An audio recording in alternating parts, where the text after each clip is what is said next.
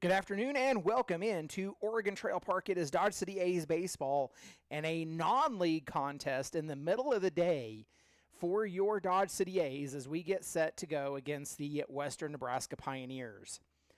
The A's dropped the game last night and fell in the series 1-3 overall to the Western Nebraska Pioneers.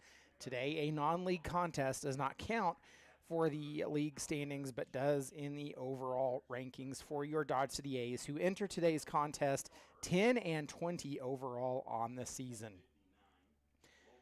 Leading off, it will be Grant Weiserman, the center fielder, followed by the third baseman, number 7, Nate Murphy. Catcher, 28, Tyler McAvoy in the 3-hole. Cleanup is your right fielder, number 16, Isaiah Velasco. Batting fifth, the first baseman, number 24, C.D. Sharples. Batting sixth, it will be the left fielder, number 32, Matthew Rivers. Batting seventh, number 9, Zach Moore at short. Batting eighth, Eric Mendoza, wearing number 6 at second base. And rounding out the lineup is the designated hitter, number 27, Gering Gorsh. Getting the start on the mound tonight is Cole Airhorn for the Dodge City A's. It is Andrew Landis getting the start on the mound today for the Western Nebraska Pioneers. We saw Landis last night. He came in a courtesy runner situation and then ended up being a pinch hitter for the Western Nebraska Pioneers as he fires in to Grant Weiserman's at straight up noon, and it is ball number 1. Weiserman sends that one to the right field side, and it falls in for a hit, a leadoff single for your Dodge City A's, and we are in business. Weiserman, who, as I've been mentioning all series, absolutely crushed the Pioneers in the first game, and yesterday he got back on track with 3 hits, going 3 for 5, and a 2 RBI double off of Cameron Meyer in the 7th inning. Second batter of the game is Nate Murphy. Throws a fastball at the knees, only outside part of the plate to Nate Murphy for a strike. Nate Murphy up for the Dodge City A's. Only 4 days ago, but he only threw 40 pitches, 4 innings, 1 hit, nothing to cross, no walks, and 5 Ks for the Rockford, Michigan native, who throws a slider in there. Strike 2, says Lucas Franzen, our home plate umpire. Tom Day, yesterday's home plate umpire, is the base umpire today for this matchup. Nate Murphy down in the count, 0-2. That pitch misses outside. Batter's box just about. And there's a waste pitch there for Andrew Landis as he'll try to get Murphy to chase or roll a ground ball to Hella or Brooks Farrell up the middle. Weiserman's with his lead. The pitch again, and Murphy fouls it off to the right side and will do it over again. 1 ball, 2 strikes account to Nate Murphy.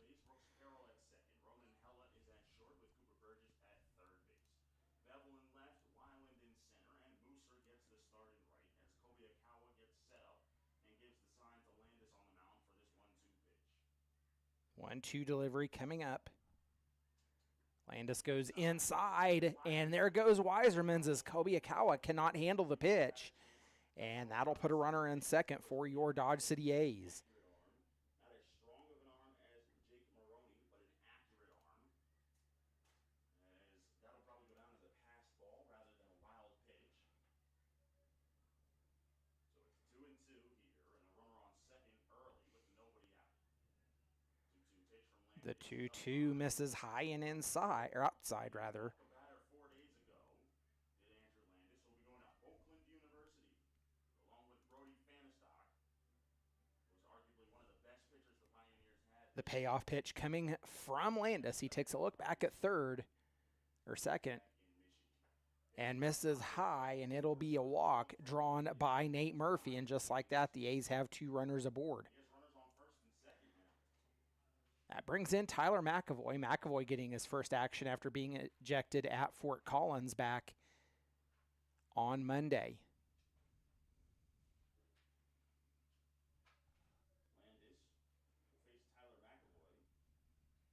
Last time before that Landis threw was the 2nd of July. That pitch is fouled off. Swinging at the first pitch, which is McAvoy down in the count, 0-1. Andrew Landis.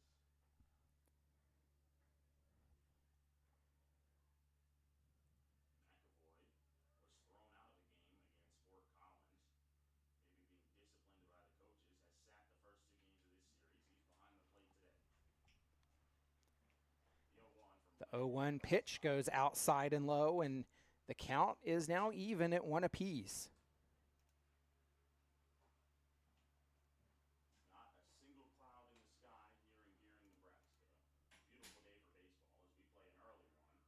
Breaking ball in there for a strike. That pitch is called strike. Kind of leans back knowing that was a pitch to hit. As it's 1-2 on the catcher for the Dodge City A's. 1 ball and 2 strikes. The count to Tyler McAvoy. Weiserman's at second. Murphy at first. Nobody out. We're in the top of the first here in this non-league contest. As McAvoy fouls that one off. All the kids at the ballpark with their screams of excitement at foul balls that go flying over the screen and out of play.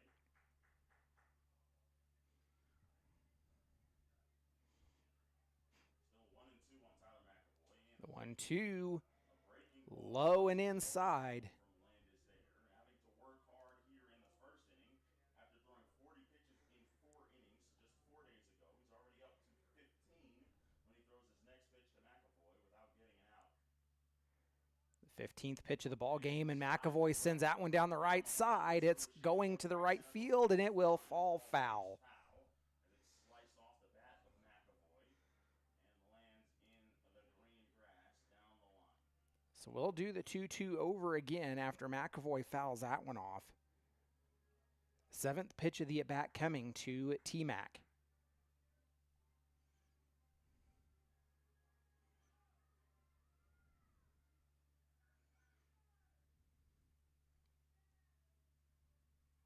McAvoy is from Fontana, California. So he has a 2-2 count. The 2-2 pitch. Landis takes a look back at second, delivers. McAvoy takes a swing and a miss, and he'll come up empty on that one. Out of the ball game. And that'll be the first out of the inning to bring in Isaiah Velasco. Walk.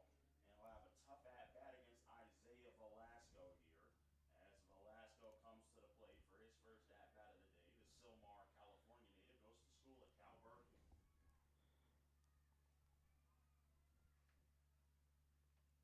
Isaiah coming through here in the later part of the season, having better at-bats as he fists that one. It's going out into left field, and it'll fall down for a hit, and that loads the bases for the Dodge City A's. Pulled up to make sure that ball got over the head of Ronan Hello, who smartly threw a glove up there and kind of deked the runner at second base to hold him up for a second. And that's Weiserman who moves to third, as that's a single for Velasco. You know, in the hands was that pitch, not a poor pitch from Andrew Landis, but he now has the bases loaded with 1 out. One away for the Dodge City A's, and here is C.D. Sharples. In the middle, we'll try to turn to the batter, C.D. Sharples. Sharples Outside corner strike. looks at the first pitch for strike number 1. Had that 2-run home run last night. That was a blast that he hit. A 1 pitch coming from Landis. Feels the 0-1. It's in the Goes through Kobakaya's legs, and it will score a run. time. And scoring on a wild pitch, and the first run of the ball game is Grant Weiserman's here. Moving up to third base is Nate Murphy, and to second is Velasco. First run home on the day for the Dodge City A's, who get things going early here. They scored 1 last night, but then gave up some runs in the bottom of the first. They gave up 5. As Landis deals a 1-1 in the dirt again. This one goes off the umpire. Oh boy, might have caught Lucas Franzen in a bad spot. Fortunately for Kobe Akawa, it didn't get behind him far enough to allow another runner to come home to score. Infield plays back. They'll concede a run in trade for an out.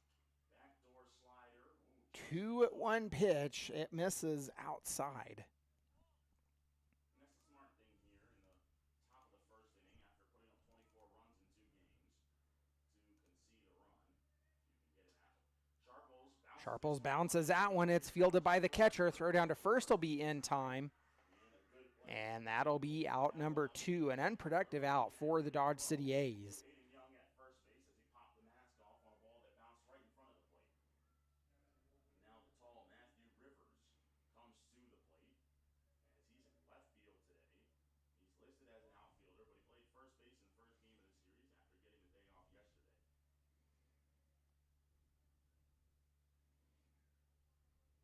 First pitch from Landis is on the inside corner, a slider for strike one. Of course, those tall guys, if you can get the pitch up and in and locate it, it's hard for them to get their hands around and make contact, or you can go down and away with pitches. But if you miss, it can be big trouble. Rivers slings and fouls this one off. Solid contact as it goes out of play first base side. So 0-2 for Landis, a big pitch here. Obiakawa will need to block anything in the dirt as well, having already allowed a run on a wild pitch that went under his legs. The 0-2 is outside. It's 1-2.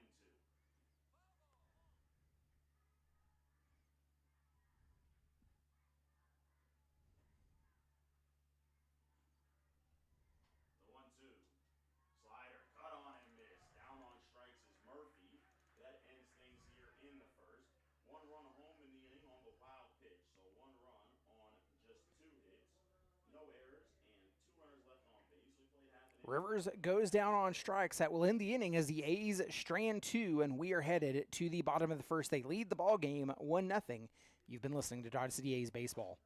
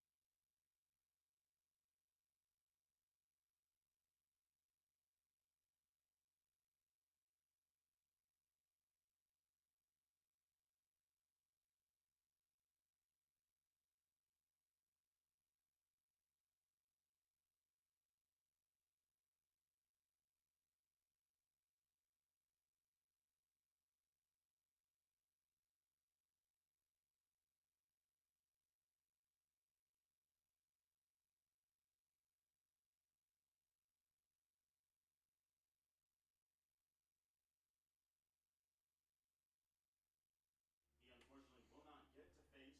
Cole Airhorn on the mound today for your Dodge City A's. He comes into today's contest.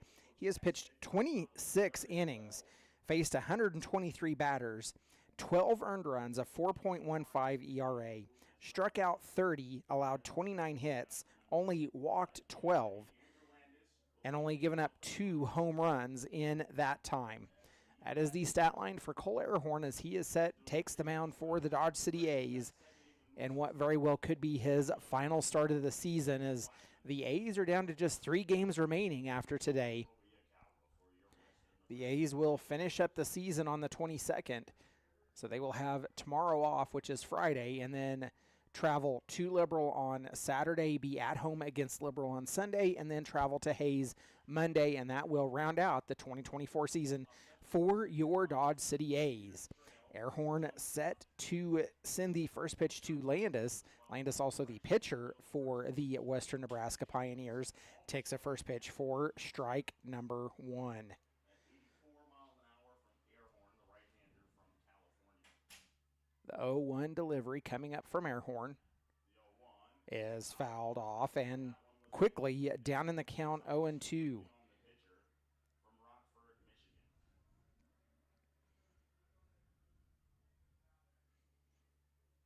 Michigan. 0-2 delivery as Airhorn comes set. 2 on Landis to lead things off. Delivers in, it's fouled, and count remains no balls and 2 strikes. Stays alive at the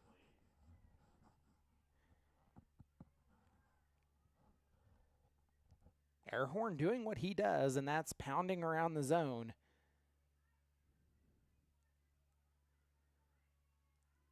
And an 0-2 from Airhorn. Goes low and outside with that one. Seemed like he might have caught the corner, but below the knees. So it's 1-2 on Andrew Lane. Might have been intentionally trying to see if he could get Landis to go fishing. Airhorn will deal another 1-2. He will get Landis to swing on that one and come up empty. The first strikeout of the ball game. And the first out as well. Here in the bottom of the first, as Cooper Burgess will come to Cooper Burgess steps up for the Pioneers. NCD Sharples is at first. Velasco, Weisermans, and Rivers right to left in the outfield. As Airhorn deals One away for the Pioneers, and the first pitch into Burgess misses low for ball 1. Texas native comes to the plate. He's been swinging a hot bat when he's been in the lineup as of late. Hasn't been in the lineup the past 2 games, but he's in there today. Swings at that one just off the plate. It's 1-1. 1 ball, 1 strike, the count after Burgess came up empty on that healthy swing. Would like to face Steven Trinidad. Airhorn delivers, Born in there today. and it is called ball just off the edge. Looked like it was at the knees of Burgess. Maybe a tad off the plate to the left-handed hitting Cooper Burgess. Third baseman has a 2 balls and 1 strike. Airhorn delivers right over the plate, and it's called strike call for the last one. to even the count at 2 apiece. It's now 2-2 here with 1 out in the bottom of the first. Coyotes trail 1-0. The 2-2 delivery. Wild pitch. 2-2 pitch from Airhorn. Swung on and missed, and that'll be strikeout 2 of the day. For Burgess, that's a back foot slider there from Cole Airhorn. And he gets back-to-back strikeouts, and he'll face Ethan Mooser, who's in the 3 spot today for the Pioneers. That'll bring up Ethan Mooser, 2 away for the Pioneers. Mooser came in last night's ball game as a relief hitter. First base to Mooser, the Mount Elgin, Ontario native. That pitch misses outside. 1 ball and no strikes account to Mooser. 2 away for the Pioneers. A's leading this game 1-0. They actually led last night's game 1-0 headed into the first, but it would give up 5 runs in the bottom of the first to trail 5-1 after just 1 inning. We'll trust the radar gun that we have in the ballpark. 1-1 count on Mooser. Slider cut on and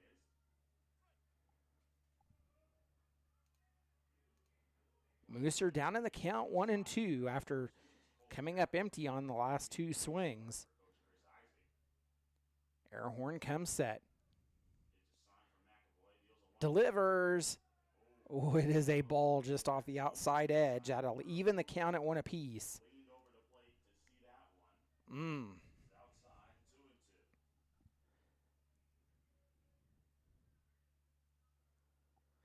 The 2-2 delivery. Home with the pitch. Sent foul up the first base line. On the first baseline.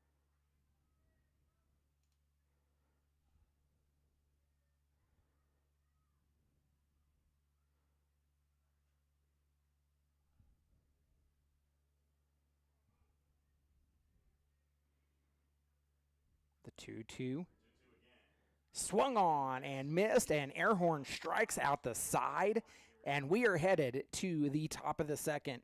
The A's will have 7, 8, and 9. Mora, Mendoza, and Gorsh due up when we come back. You've been listening to Dodge City A's Baseball.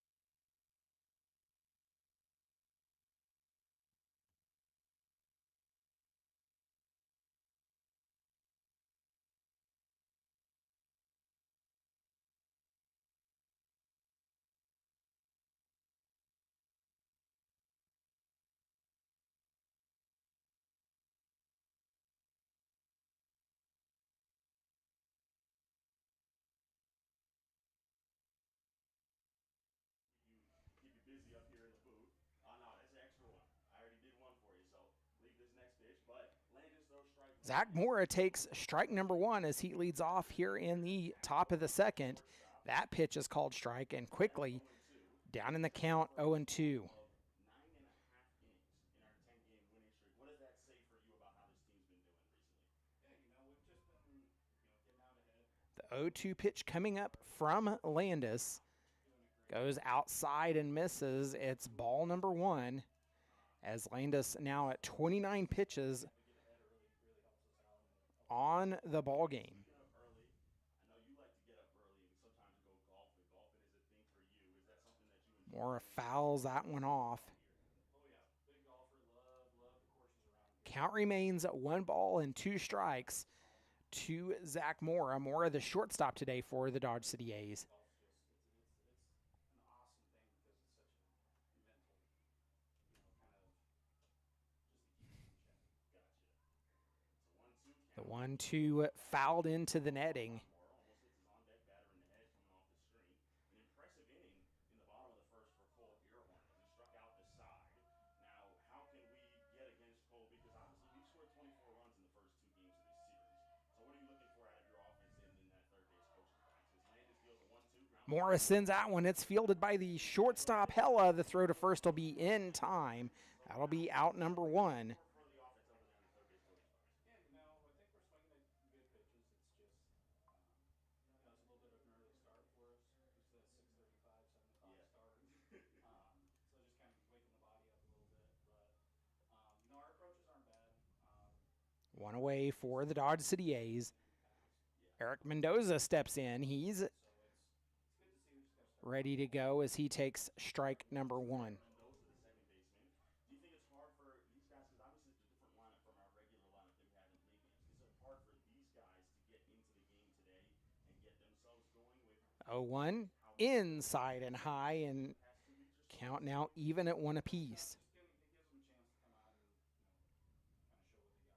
Only got a handful of games left, and so this is crucial for their development, just being able to, The 1-1 delivery from Landis.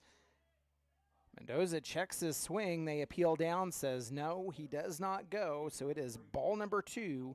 2 balls, 1 strike to count. Tell for me whether it's up or down, but we are right behind the plate here in the press box.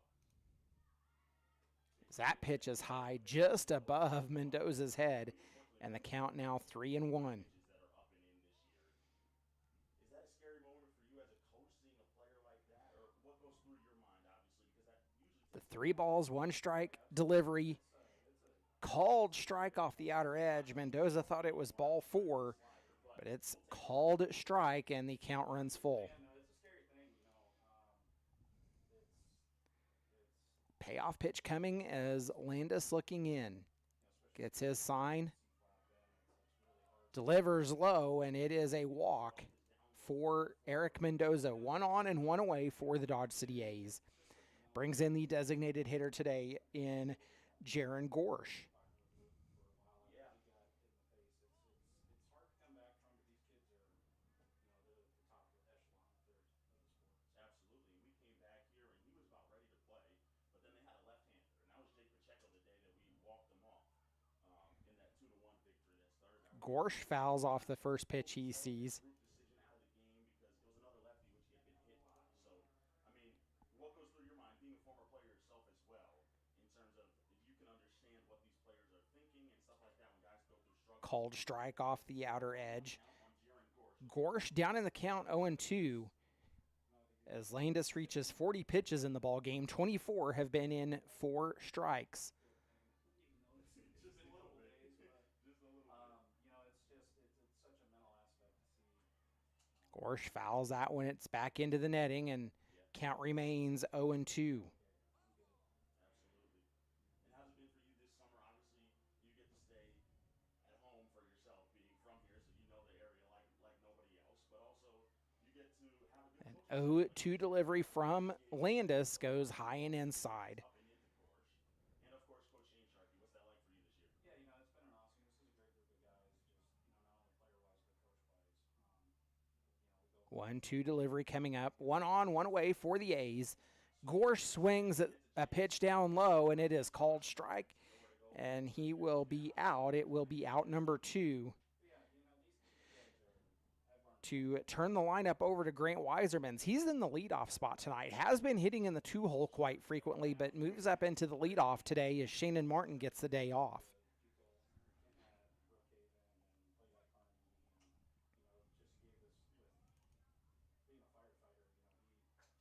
First pitch to Weisermans in, called strike number 1.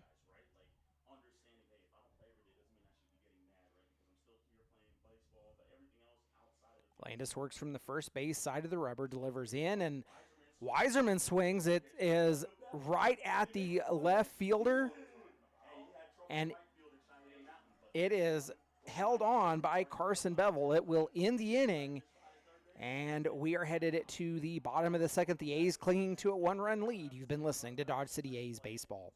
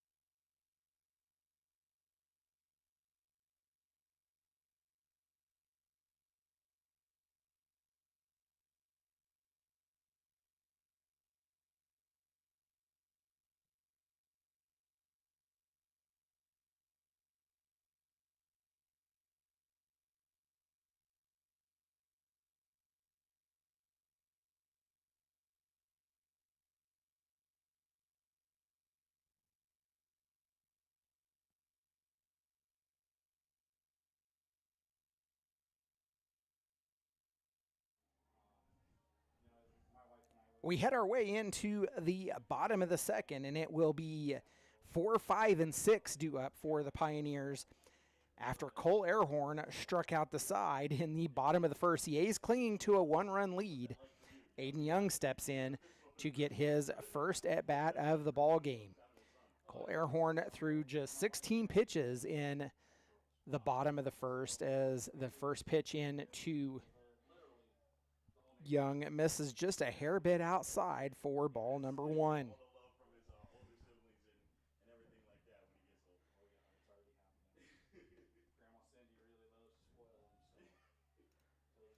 Airhorn delivers a strike, evens a count at 1 apiece.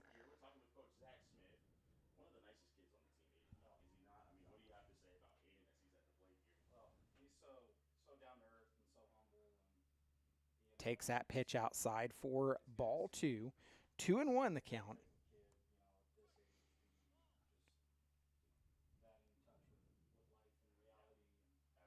The 2-1 delivery. Airhorn goes low again, and it's now 3-1.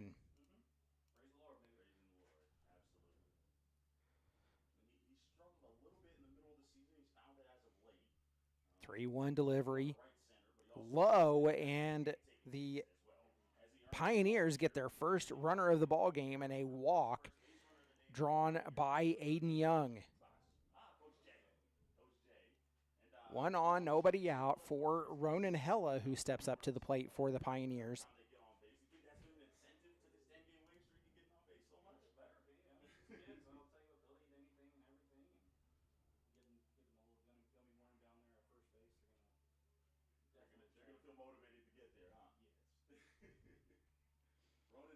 First pitch to Hella in for strike number 1.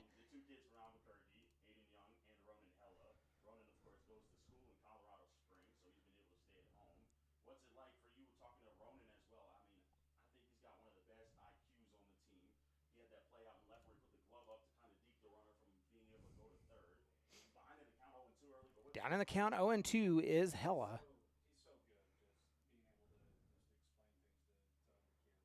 And The delivery, it's popped up. It's relief as well. out in the shallow outfield, and coming in to pull it down is Matthew Rivers. He has been playing in right, playing in left today for the Dodge City A's, and he pulls it down for out number 1. Charge out there. Wyland was taking charge a lot in Cheyenne Mountain because he had two guys that are infielders playing the outfield. So is that something that gets talked about in the dugout, do you think, or what goes on in that kinds of situation as the Salem, Oregon native comes to the plate? Nah, it's just, dogs being dogs, It's just being able to know your limits and be able to know your range and know what you're comfortable getting and being able to trust everything else as well. Yeah. 1-0 count to Wyland. You have one on your favorite team who has been struggling in the Rockies, but Brenton Doyle is one of the best defensive. That pitch is in for strike number 1. It evens a count at 1 apiece. What's it like being a Rockies fan? Obviously, it's not the greatest thing. Airhorn now at 26 pitches. 16 have been in for strikes. Got a guy going into the Hall of Fame as well. The pitch swung on and missed. A healthy swing by Wyland, and he's down in the count 1-2. Is the term I'm going to use. But it's a lot of fun though. The Brewers Field it's the greatest place on the planet. Yeah. Baseball wise, I don't care what anybody says. It's fun to go watch games. Pitch goes foul. Oh, yeah. They always show out, and had a good draft this week. So Yeah, you like the draft they I had? do. Okay. Do you remember who they had first overall? Or Yeah, first draft the pick? kid from Georgia, the third baseman. Charlie Condon. Yep, that's a big guy. Most home runs in college baseball, huh? That's an exciting bat to watch this year. Obviously, you're from the state of Nebraska. Have you been to the College World Series over in Omaha before? Oh, yeah. Okay, so When I was coaching Legion over with Gering, and when I was a player over there too, That pitch called strike freezes Wyland, and that will be the 4th strikeout of the ball game for Cole Airhorn, the 2nd out of the inning for the Pioneers. he's a nice kid too. I don't know why he gets those calls. yeah, it's been unlucky last year. But it's just unfortunate. It's just 1 on and 2 away for the Pioneers, and here is Brooks Farrell. Comes to the plate. Another surprise arm for the Pioneers this year. He's been you're laughing. Throw over to first was not in time. The two biggest words this season about our team right now, as Farrell has pitched some of the most innings for us this year, and he's That pitch is called strike. it's crazy we didn't have a whole lot of pitching at the start to begin with, and then Down in the count, 0-1 is Farrell. ended up going down and having to leave. And Takes that one, sends it to left field, just past the outstretched arms of Nate Murphy, and rounding second into third. The throw is not in time, and hey, unfortunately, you would have made that call, but Coach Jim Connor makes the right call in bringing Andrew Young to third base, who's in there with a head first dive. that'll put runners on at second and third. I think that is great about Farrell's bat, although he doesn't have the most power, he's usually not striking out and he's making solid contact. yeah, he's got a great bat. He's got great vision, and he's a really good contact guy. He played really well at Brookhaven. Carson Bevel now at the plate. Pretty special for him. It's that kind of start. And a little bit of connection, being the head coach, played at Brookhaven as well in Shane Sharkey. Bevel comes to the Bevel takes a big swing, comes up empty. great play. He's got a chance to give us the lead here in the bottom of the second. We're talking with Coach Zach Smith. He's usually in the third base coach's box. Coach Dale Connor's taking over for him right now. As Young's off of third, stepping off the mound is Airhorn. Airhorn takes a step off. Having all these different guys from No balls and 1 strike. The count to some Nebraska Carson Bevel. but also some California Airhorn now at 32 pitches, 22 in for strikes. Delivers a strike there and has Bevel down in the count 0-2. Airhorn a 1-1 record on the season. Last pitched against the Fort Collins Foxes on July the 11th. Had 11 strikeouts in that ball game. Went 6 innings. That pitch called strike and a check swing by Bevel, and that will end the inning. And the 5th strikeout of the ball game for Cole Airhorn. We are headed to the top of the 3rd. It'll be Murphy, McAvoy, and Velasco due up when we come back. You've been listening to Dodge City A's Baseball.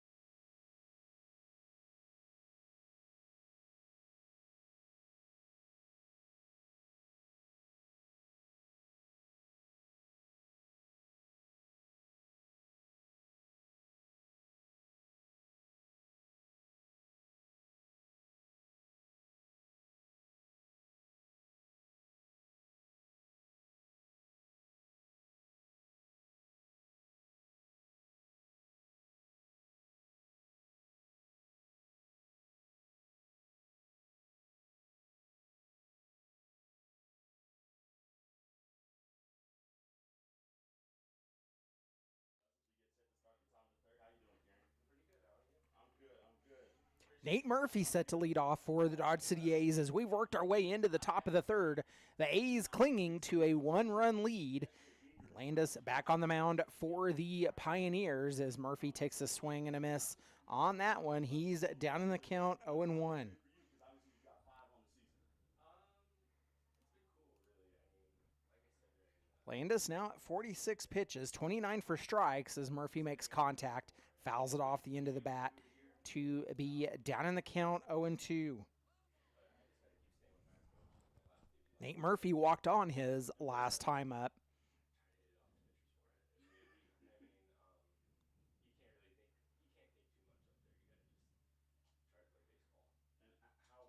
And the 0-2 pitch, it comes in inside and low. Makes it 1 ball and 2 strikes to Nate Murphy. Murphy has cooled off a little bit here in the later part of the season. Started hot. Takes that pitch outside for ball 2. Evens a count. Now at 2 apiece.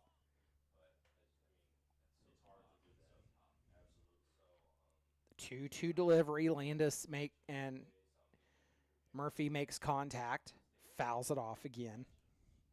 Count remains 2-2. That was the 50th pitch of the ball game for Andrew Landis.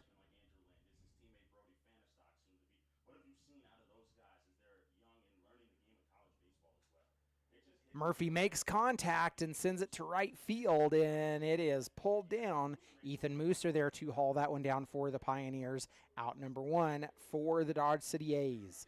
You're not that old. Yeah, I know, but I mean, getting to play here when they're that young is really cool. It's really Brings up Tyler McAvoy. this upcoming fall. I mean, someone like Landis, he'll succeed the first couple months just because he came here, which is cool to see and be able to talk to them. Absolutely. McAvoy struck out swinging his last time up. Looks at the first pitch for strike number 1. Have you ever been thrown out of a game, Gering? I haven't. Do you plan on it? No. I try not to say a lot to the umpire because most of them. Landis delivers low. It's in the dirt. Absolutely. Evens a count at 1 apiece to McAvoy. Keep an even face, and if you don't agree with something, just turn around or whatever. But Is that hard at times? I mean, obviously, there have been some bad calls at times, or plays where you think you're safe, but you're called out. Is that hard to do, or what do you do in that kind of situation? I mean, yeah, 2-1 the count especially for McAvoy. different because it's summer ball and a little more relaxed. But games in the spring where Landis delivers outside. Attempted frame by bang call can go either way, so you just try to Kobayakawa. can't put it in his hands. That's what The 3-1 delivery inside. McAvoy draws the walk. keep it out of the umpire's hands as much as you can. Absolutely. And as Tyler McAvoy walks, that's the second walk of the day for Landis. You have a teammate. Well, he's not your teammate anymore, but he's That- your teammate right now still in Francisco Elida. What's it like coming here? That brings in Isaiah Velasco. Velasco singled a little bloop fly out into left field his last time up. Francisco's great. He's a great baseball player. He's a lot of fun to watch. Plays with a lot of energy. The first pitch to Velasco comes inside. It's low for ball number 1. They play with a lot of passion, don't they? Yeah, well, I've never seen Cisco not have fun. Yeah. Which is the cool part. Like, it's so tough to do that. Sometimes this game will beat you down. The 0-1-0 inside again on Velasco. I told him the other day we're gonna have him pitching. 2 balls and no strikes to count, and that's going to bring up a mound visit to Landis by the Pioneers coaching staff. We'll take this opportunity to thank some of our sponsors. Bella Italia Ristorante LLC, Daniel L. Love, David H. Snap, Robert White, John Wilkinson, Hinton Plumbing, Mead Lumber Company, and Roger Hedrick and Julian Manuel Garcia. We thank you for your sponsorship of and support of Dodge City A's baseball. As the mound visit continues,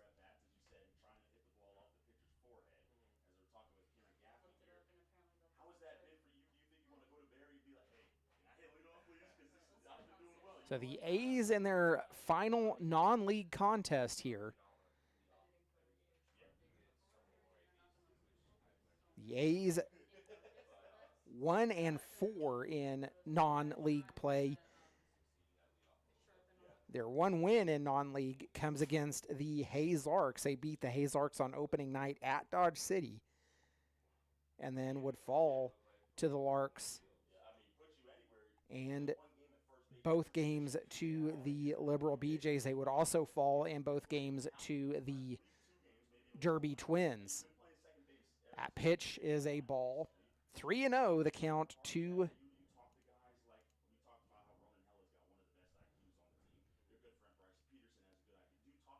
Isaiah Velasco. The 3-0 pitch from Landis. It's called strike on the outer edge, and the count now 3-1. Was the 60th pitch of the ball game by Andrew Landis. You have to wonder how many more innings the Pioneers look to try to get out of him as Isaiah takes a big swing and comes up empty to run the count full. Payoff pitch coming from Landis.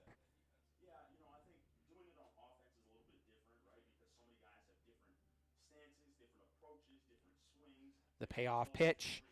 Velasco spoils it, fouls it off. Count remains full.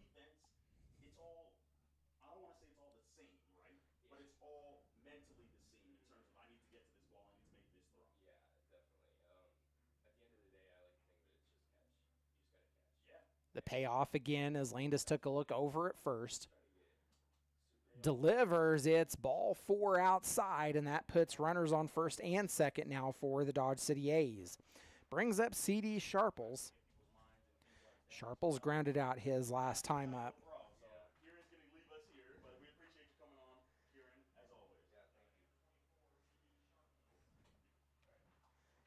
A's have 2 on with 1 out. Sharples steps in for his second at-bat of the ball game and takes a first pitch strike.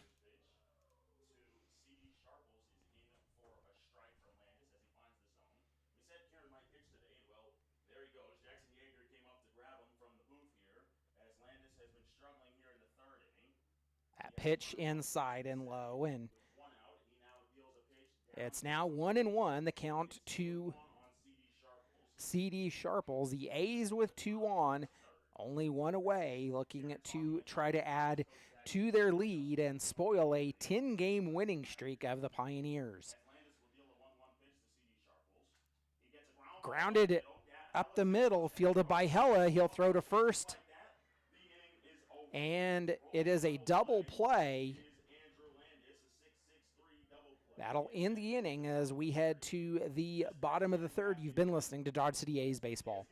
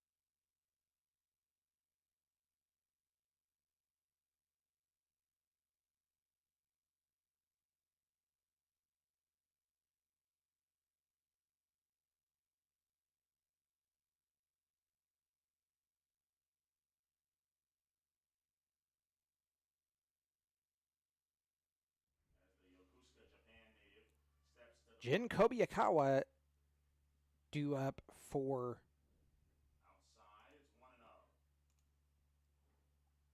1-0. the Pioneers as he takes ball number 1. 9-1-2 due up in the inning. He will now be teammates with Cooper Burgess, who just committed to WNCC here in Gering. As it's 2-0. As it's now 2 balls and no strikes.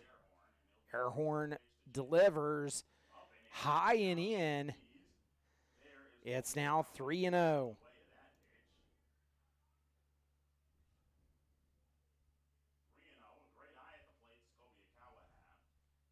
The 3-0 delivery, Airhorn comes in, and it's a strike right at the knees. As they heavily recruit kids from Japan to come play. 3-1 on Kobayakawa. The 3-1 pitch. Kobayakawa comes up empty on his swing, and that will run the count full. Payoff pitch. Airhorn wasting no time, going right at it, right back up the middle, fielded by Mendoza. Throw to first in time for out number 1. Kobayakawa is retired and 1 away for the Pioneers as they turn the lineup over.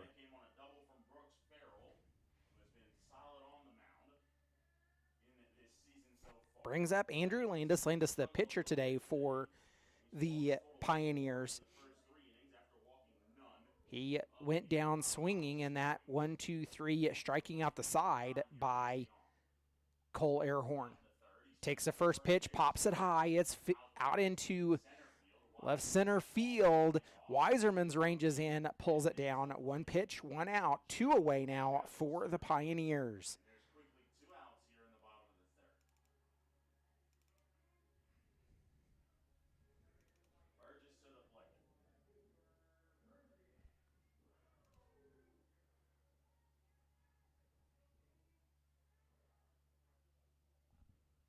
Cooper Burgess takes the first pitch for strike number 1.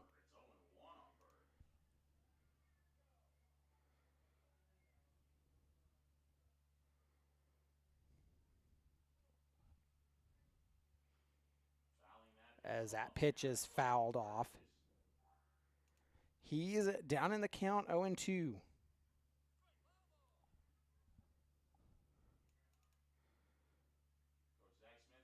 44th pitch of the game for Cole Airhorn. 2 away for the Pioneers. Grounded to Eric Mendoza. It's a slow roller picked up. Throw to first in time.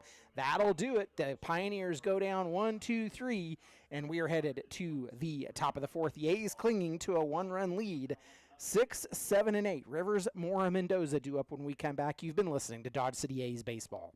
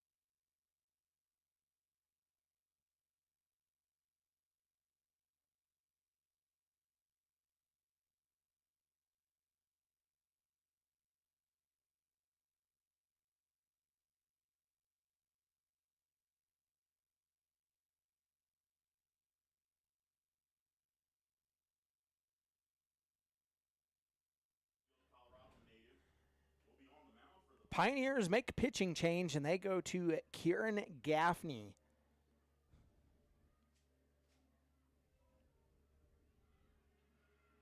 Gaffney has already pitched 2 2/3 innings against the Dodge City A's.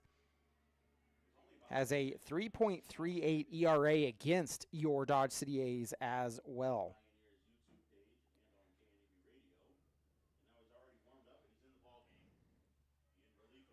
He is set to face off against Matthew Rivers. Rivers struck out swinging his last time up. Takes a pitch low for ball number 1. Landis struck out 3 on 66 pitches this time in 3 innings after throwing. That pitch swung on and missed. Gaffney, first pitching appearance of the season came against these Dodge City A's. As he deals a 1-1, it's low, 2-1. He pitched 2 2/3 against the Dodge City A's and only gave up 2 hits and 1 run. That was on a solo shot. That pitch is grounded right back at Gaffney, and he'll throw to first in time. For the first out here in the 4th. He also walked 2, struck out 2 on 52 pitches. As the home run he gave up was hit by Shannon Martin. That was the first time he pitched all year for the Pioneers. That'll bring up Zach Mora. Some spot starts, made a couple of relief appearances in that 6-game road trip. Mora takes the first pitch. It's down low for ball number 1.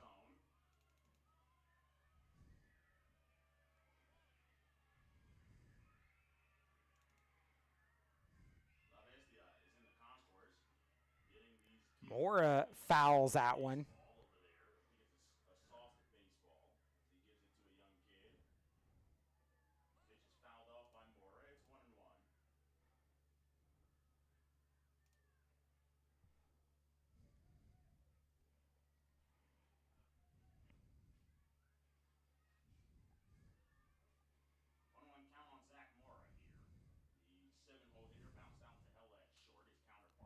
Morris sends that one. It's popped foul, and he'll be down in the count 0-2.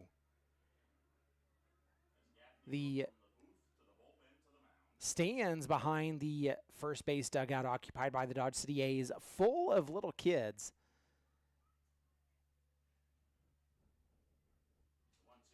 And that pitch goes low, makes it 2-2.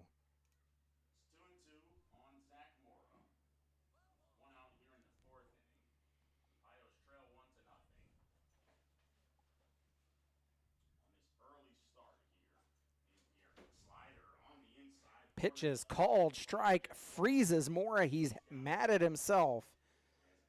And he'll go down on strikes for the second out of the inning. That'll bring up Eric Mendoza. Mendoza walked on his last time up. Gaffney's taken just 8 pitches to get the first 2 outs of his outing. First pitch to Mendoza in for ball 1. The 1-0 goes outside, and it's now 2-0. The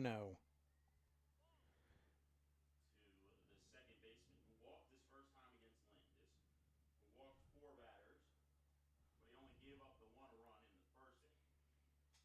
The A's clinging to a 1-run lead as that pitch is in, called strike.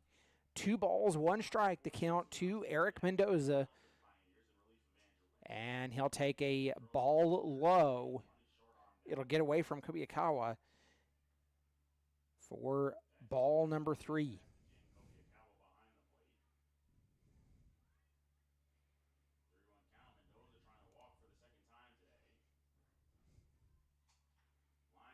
Lines one, it's out into right field. So the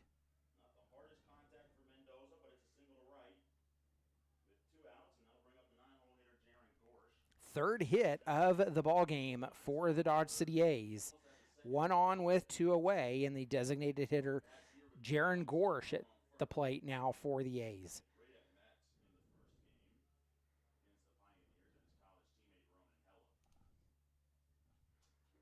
Gorsh swings and misses at the first pitch he sees. Gorsh struck out the last time he was at the plate.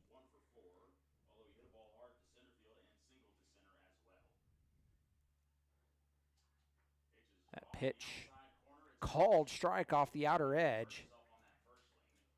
He's picking his legs up there, trying to stretch him out, it looks like. As Gaffney has an 0-2 count on Gering, of course, the designated hitter, and deals. Pitch has just got a piece of it, fouled it back. Gorsh gets a piece of it to foul it off, remain alive. The count, no balls, 2 strikes.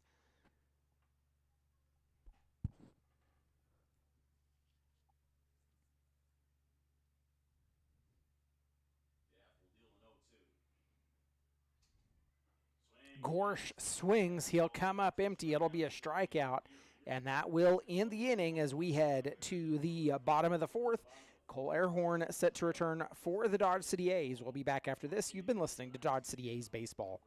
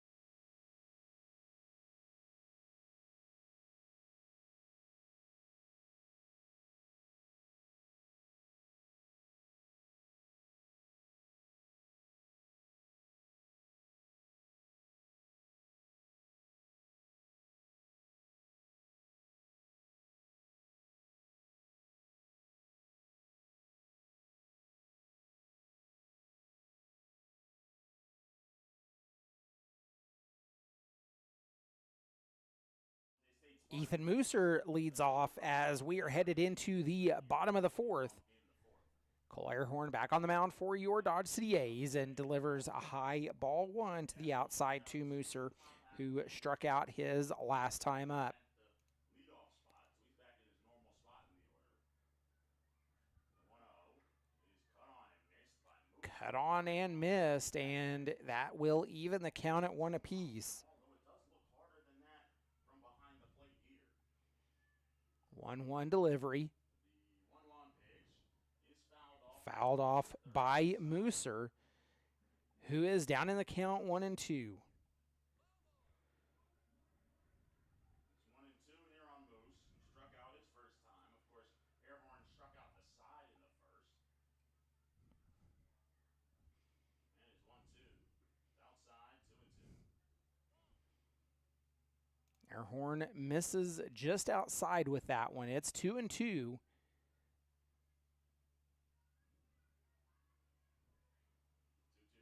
And goes low, and the count runs full. From Airhorn, it's full at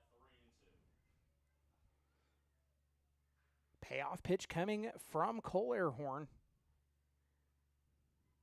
The A's clinging to a 1-run lead. We've worked our way into the bottom of the 4th. That pitch is fouled off. Count remains full. 50th pitch of the ball game for Cole Airhorn. 34 have been in 4 strikes. Airhorn delivers. Called strike, gets Mooser looking, and that'll be the 6th strikeout of the ball game. Out number 1.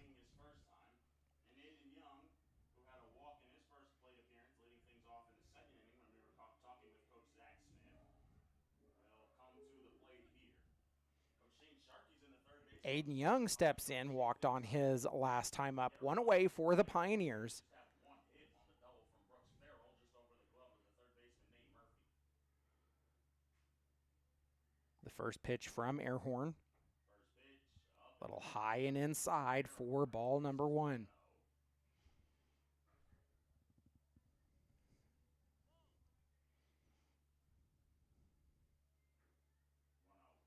pitch is a slider cut on and missed by Young as he fans at that one. It was out of the zone. So getting a chase out of the Pioneers. Counts even at 1 apiece to Young. 1 away, nobody on. 1-1. In the dirt, it's 2-1. Airhorn delivers low and in the dirt. Aiden Young. Count moves to 2 balls and 1 strike.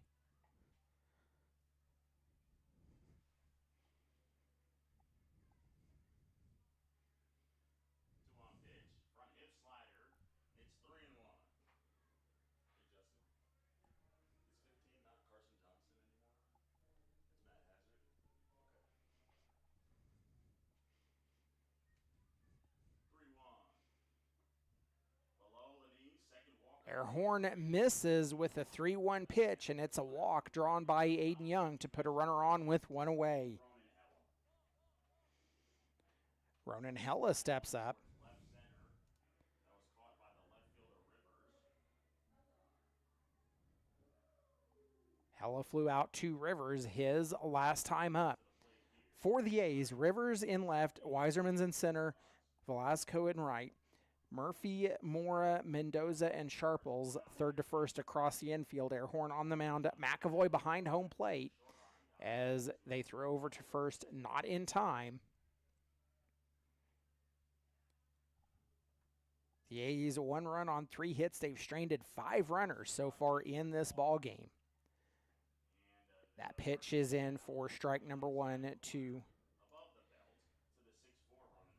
Hella.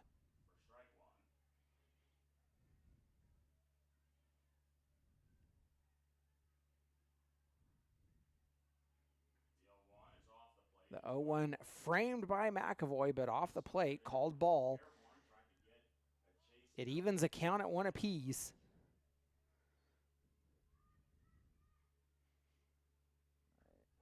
Hella makes contact off the end of the bat, fouls it off. He's down in the count. 1 ball and 2 strikes.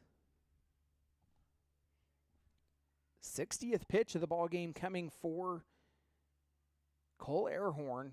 We've worked our way into the bottom of the 4th. 1-2 count on Hella. Slide step. That's a Hella makes contact. That's got to be a balk. The catch is made, but they call time and call a balk. So Hella will stay at the plate. I don't think he knows it yet. Oh, he does. Hella's very aware out there. It is indeed called a balk on Cole Airhorn, who didn't come set there. And Tom Day calls that balk. Having been behind the plate yesterday. So the count stays at 1-1. I don't think McAvoy realized that they called it a balk. He's wondering why Hella should be out. Count is 1-2. 1-2. That's the right count. Hella almost got away with getting an extra strike there, but he now has Young on second with 1 out. Stepping off the mound is Airhorn. Pitcher has to come set, almost count 1/1000 at least, and then before they come home. He didn't come set at all. He landed his leg and then immediately went home. He did the same thing there, but a grounder to the left side. Young is caught up. Young's caught in a rundown after they go to the left side, and the A's will throw it away. And that'll put runners on the corners for the Pioneers with 1 away.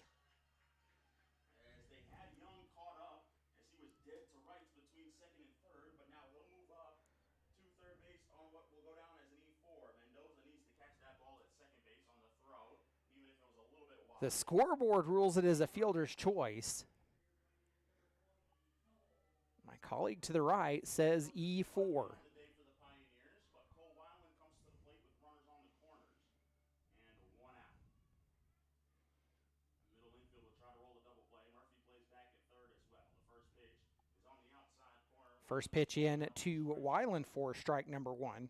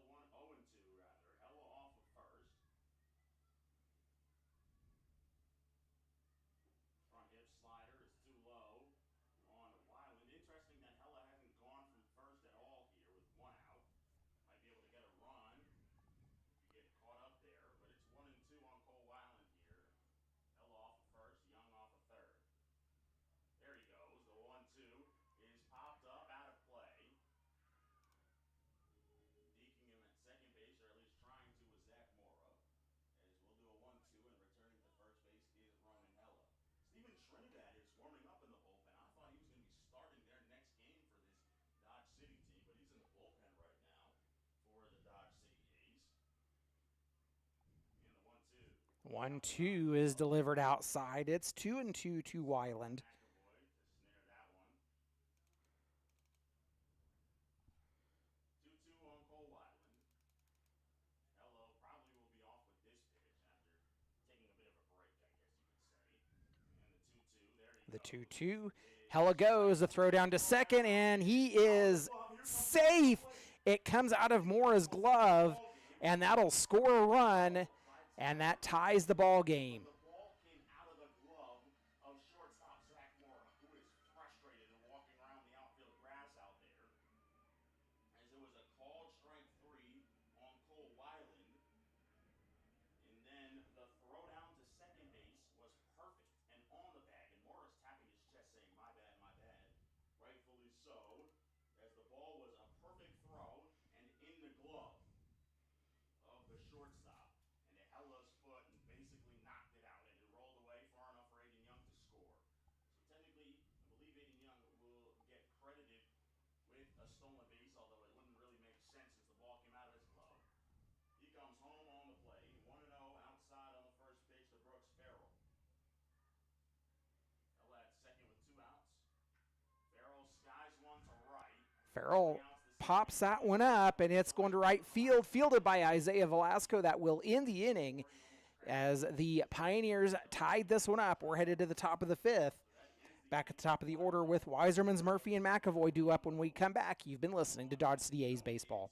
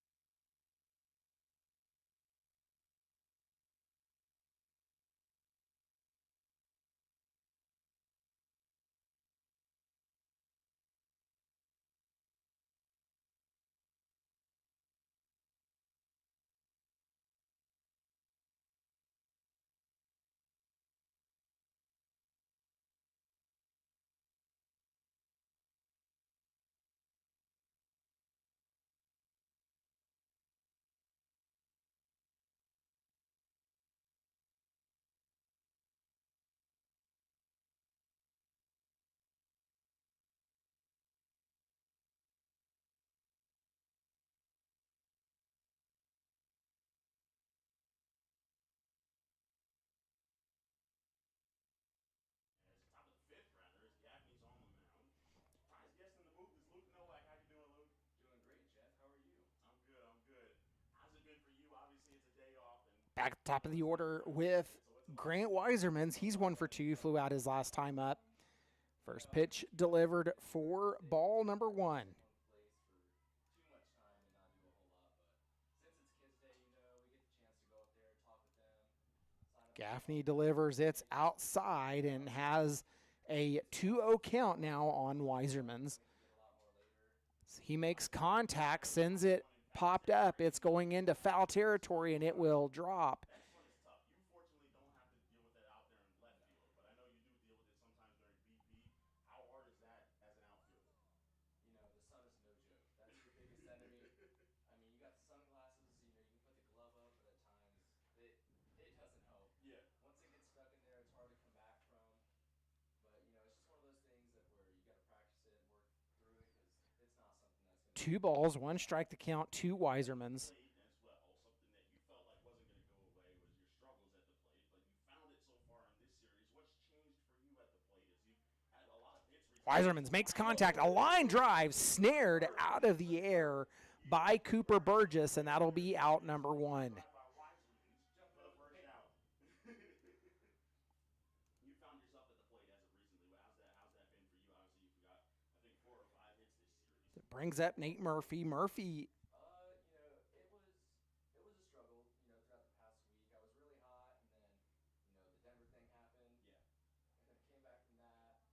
Murphy's 0 for 1, flew out his last time up. Series has been really nice. Takes a pitch The trick is to inside. It's ball number 1. to not overthink it and just, you're always taking good swings. 22 pitches in the ball game so far for Kieran Gaffney, who came in relief of the starter Landis as Murphy fouls that one off. Been swinging at good pitches, been seeing what I like, and my timing is there right now, so we're just looking to keep that up. 1 ball, 1 strike to count. We've worked our way into the top of the 5th. It is a tie ball game. You at the top of the order, or in the top of the order, as the guy who leads things off and usually hits in front of you, Kieran Gaffney, throws a 1-1 pitch that's fouled off. What's it like having him in front of you? Because he's caught fire ever since you missed the game. 1 ball and 2 strikes. Because he went into the leadoff spot, and that's where he's been ever since then. Yeah, it was actually when we were playing these guys. Yeah. I was sick, and then Gaff steps up in the biggest way, and since then, just hasn't cooled off, and I don't think he plans on doing it. And that pitch fouled off again. But yeah, when he's at the plate, man, it's just another type of confidence in the dugout. Like, we can always count on that guy to do the right thing, whether he's going to slap one over the scoreboard like he's been doing recently, or if he's going to poke a little single out there and work his way around. That's a guy you can always count on to get on and get his way around and help out the team. Absolutely. The 1-2's in the dirt.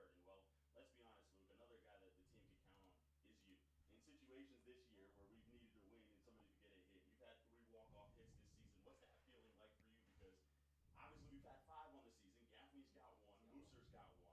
But you've got 3.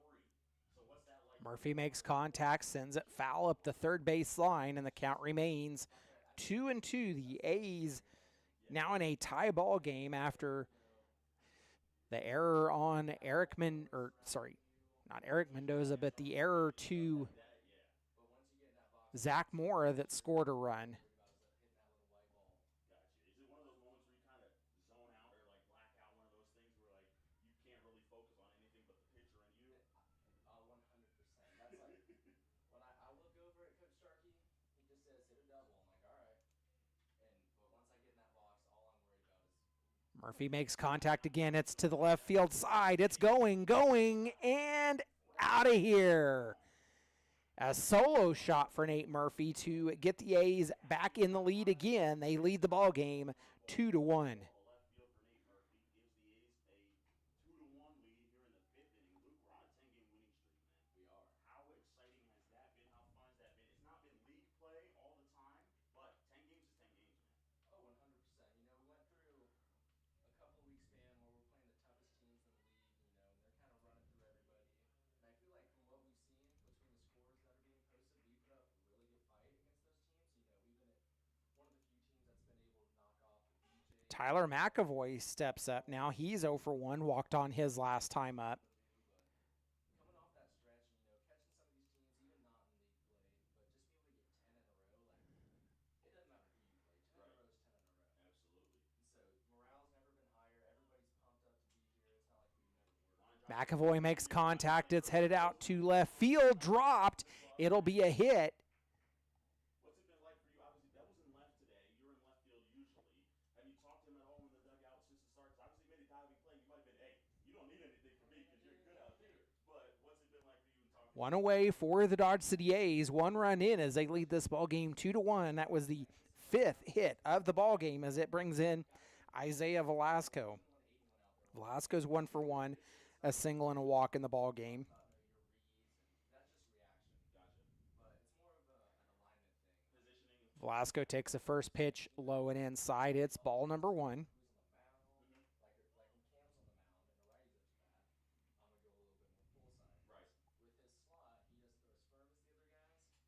tends to throw a lot of sliders, Yeah. which will cause those righties to pull off. Absolutely. And well, 2 balls, no strikes. A count on Velasco. 1 on, 1 away for the Dodge City A's. Gaffney delivers. It's inside, and it's a 3-0 count. what goes through your mind? A hitter's count now, and Velasco can afford to leave the bat on his shoulders if he so chooses here. About 5 or 6 times before that AB, and he's an interesting guy because normally, you're taught. The 3-0 pitch, Isaiah Velasco swings on it. It's a high fly ball headed to left field, and it is bounced on the warning track. Comes the runner, McAvoy, the relay. McAvoy getting the wave home, and he is in safely. The tag not applied by Kobakawa, And that is a stand-up RBI double for Isaiah Velasco.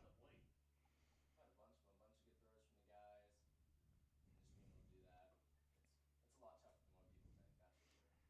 Yeah, you got to make that first throw is the key throw. Obviously, it's got to be a great throw to your Oh yeah. relay guy. You can't miss anybody, and you kind of have to keep it in position. As Coach Zach Smith's going to the mound, we're talking with Luke Nowak, one of the better hitters on the team and one of the better players for the Pioneers this year, as he's leading the team in average, or he's up there at top. The A's leading it 3-1. And Luke, what's it been like? Obviously, As C.D. Sharple steps in. what's the process for you going back to Paris JUCO, and what are you thinking about in your future for baseball? You know, the plan this year is to, we're gonna go Other than win. get better. Yeah, the goal is to get better always, but the goal is to ultimately win. Like how, especially being a sophomore this year, we don't have as many returners coming back, so I know I'm in a spot where I need to step up. Get in a role. So that mound visit is broken up. C.D. Sharple steps in for the Dodge City A's. The A's 2 runs already in the inning. They lead this ball game 3-1. There's not as many sophomores that we had as freshmen. Only the second, well, now technically third lead of the series here in Gering after the A's took the lead yesterday 1-0 and would fall behind 5-1. They took the lead here in today's game, scoring 1 in the first. The Pioneers would tie it in the bottom of the fourth. The A's regaining the lead now 3-1 as that pitch outside. 4-1 to Sharples. He's 0 for 2, has grounded out both times he's been at the plate. Runner on second. Sharples makes contact, pops it high. It's going to go foul and out of play for strike number 1. On the field, you got to be vocal, but when you're, especially at school, it's not like we're here and we're always at the field together. When you're at school, you have classes with these guys. We all live in the same dorm, so it's about like just teach, especially. 1 ball, 1 strike to count to Sharples. As that pitch comes in, it's low. It was back to the backstop, and that'll move Velasco over to third. Yeah, but just with those guys, just leading on and off the field, like, hey, this is how we do things here. It might not be what you're used to, but you got to buy into what we do because what we do has been working. Yeah. So if you want to be part of this culture, then you really got to buy all the way in. And that goes the same thing in the classroom. Like we're the JUCO all like we're the number 1. 2 balls, 1 strike to C.D. Sharples. Like that's a big thing for us is keeping those grades. Gaffney delivers outside, and it's 3-1. And just not slacking off the field. Make sure you're getting your work in off the field too. We just don't show up to practice and expect to get better from a 2-hour day. Absolutely. It takes more work than that. Get in the gym. Same thing like keep your rooms clean. Just simple stuff like that. Number in front of the Sharples makes contact, sends it to Gaffney, checks Velasco, and he is grounded out. It will be the second out of the inning as we will see Matthew Rivers coming up. to get that ball out off of Dylan Novotny. It was. And even Novotny said it before the game. He said that ball was a word I can't really say, but he hit it hard. Let's just say that, right? Like Phil told me about that. I know what he said. Phil, where does that come from? It's Dylan Novotny, but why do you guys call him Phil? So Pitch hits Rivers on the first pitch of the at bat. So Jake and I have this buddy we used to play with. We called him Big Phil because he was a ginger. Dylan's got a little ginger in him. Gotcha. Matthew Rivers is hit by pitch the first time he is up. So we started calling him Phil. And it's just kind of stuck. So he's not Phil. I hear you. Hey, this is Bo Dallion. Oh, runner goes for second. This pitch is hit by Bo Dallion, the pinch hitter, into center field. Velasco scores as Bodalian sends a first pitch he sees into center field. Runners on the corners for the Dodge City A's, and they lead it 4-1. You said you pitched a little bit before. How is it for you going from left field to the mound? What's that like? I feel like the last place anyone here wants me at is on the pitcher's mound at all times. If you were to pick a guy on the team you probably wouldn't want up there, that might be me. Might be Coy. But it might be me. But I actually did used to pitch a lot in high school, my freshman year. Gotcha. But after that, not too much. But it's always a blast just to get out there, do something you're not used to. You had one appearance this year? Eric Mendoza up Oh, so they brought me and takes that pitch for strike number 1. It evens a count at 1 apiece. run rule.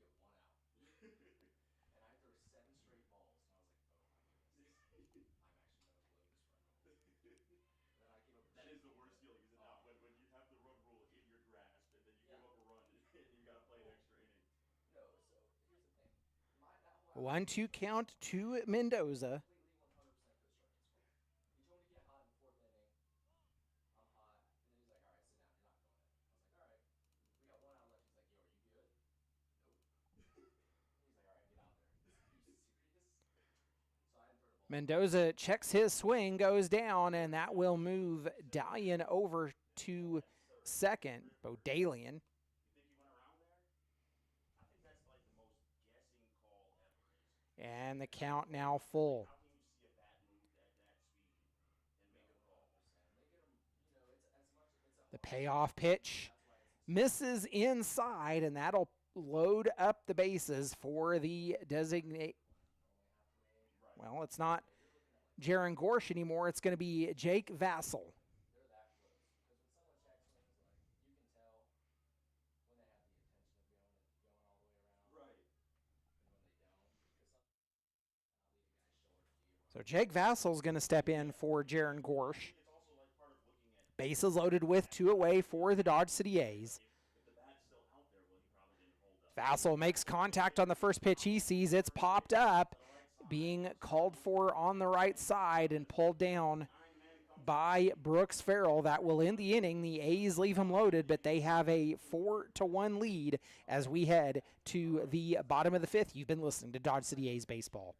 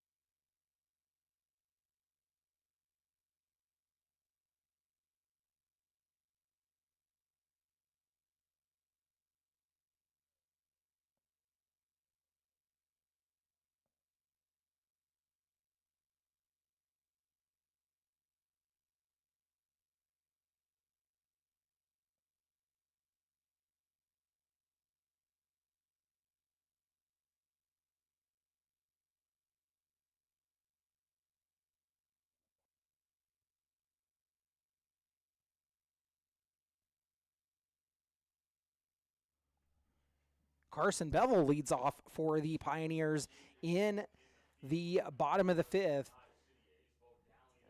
Bo Dalian now in the lineup is now the third baseman. Nate Murphy moves over to shortstop. Pitch is called strike to Bevel.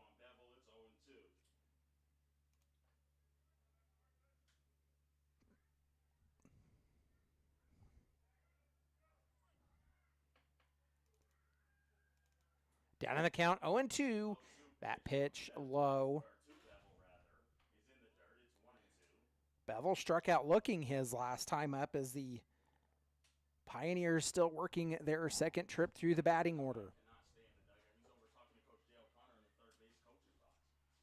2 is just inside. It's 2-2.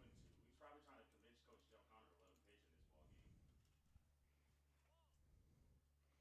72 pitches on the ball game so far for Cole Airhorn. 46 in for strikes. And the That pitch is fouled off. 4 hits off of Gaffney and 3 runs, no errors. And they left the bases loaded. Count remains 2-2. 4-1 lead as Airhorn deals a 2-2 pitch. Outside off the plate, trying to frame it there was McAvoy, but it goes full at 3-2. Counts now full.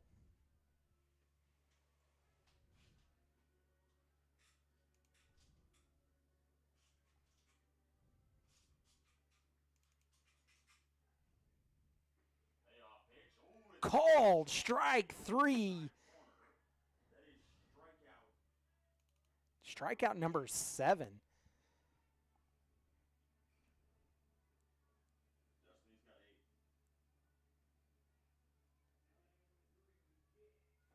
Justin. Jin Kobiakawa to the plate with 1 out.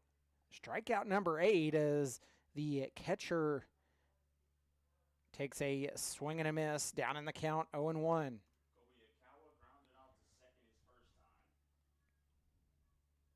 The 0-1 is low, just below the knees. It's 1-1, not caught by McAvoy.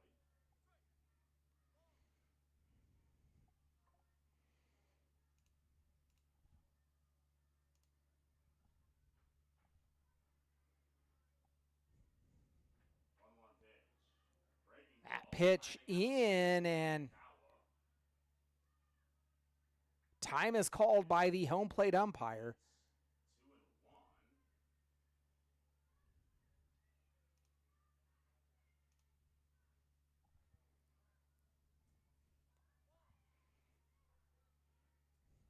Well, Landis must have gone to the DH because he's on deck instead of Gaffney. Swing and a miss from Kobiakawa. It's 2-2.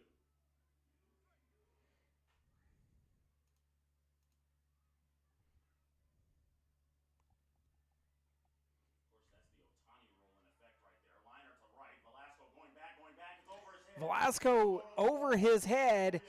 Kobiakawa in with a double as that rolls up against the wall in right field, and just the second hit of the ball game for the Pioneers. Shallow out there in right field, and Kobiakawa laced one to right field. Velasco went back, and he had to leap up, and it went over his head.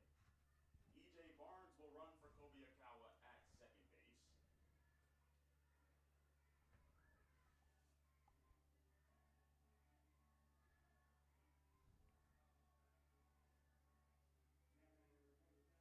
E.J. wants to get in this game against his college teammate in Cole Airhorn. He's smiling at him as he creeps in on his lead. Pitch is down low to Landis. It's 1-0. Well, E.J. didn't even have his shoes tied out there. E.J. Barnes just reached down to second base to tie his right shoe. Landis at the plate. He's 0 for 2, flew out his last time up. Runner is not defined and not written down, so anybody can run for Kobiakawa. E.J. Barnes got out of the box and runs.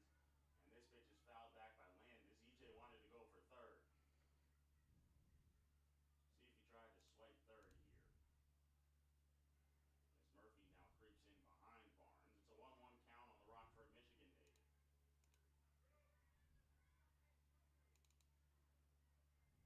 The pitch. Swing and a miss. Late swing there on a fastball from Andrew Landis.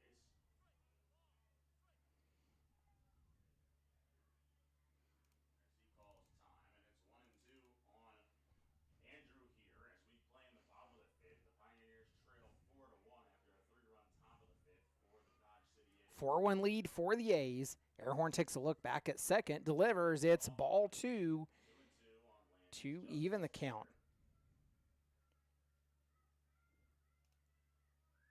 Nobody in the pen, although somebody starts to walk down there. That's 1 on, 1 away about 4 times this series. for the Pioneers. That pitch inside. Runs full at And the count runs full again. Another payoff pitch coming from Cole Airhorn. payoff pitch. Up high, ball four. Landis works a walk. A good job by Andrew Landis here. As Cooper Burgess will come to the plate with runners on. Cooper first and Burgess second. steps up now.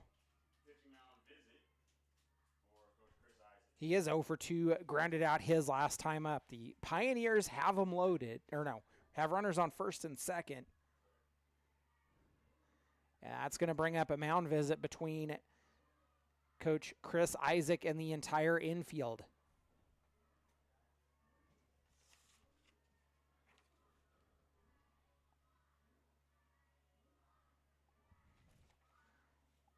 Take this opportunity to thank more of our sponsors: Village Square Mall, First Dental, ITC Great Plains LLC, Kelly Hendricks DDS, Kirby Meat, Best Water of Southwest Kansas, Danny Thomas, and Wendy Barnett. We thank you for your sponsorship and support of Dodge City A's baseball. So this mound visit is being broken up. The Pioneers have 2 on, 1 away. We've worked our way into the bottom of the 5th. The A's leading this one 4-1. Returning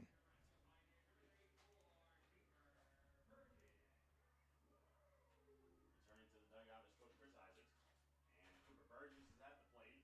Runners on first and second. Galleon's the new third baseman. Murphy moves to short. And the pitch to Burgess takes the first pitch he sees, pops it up, foul for strike number 1. for the first out of the inning. Gering Gaffney threw 32 pitches last inning.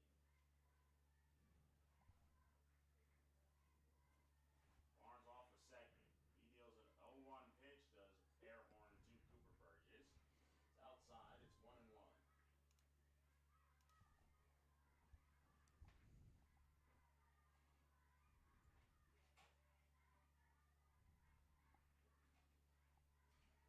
The 1-1 delivery. Barnes creeping off a second. Barnes dancing around at second.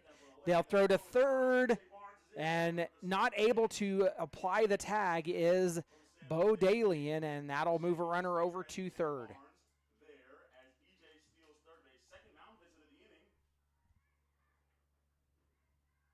Oh, Coach Ryan Spears is going to go talk to umpire Tom Day.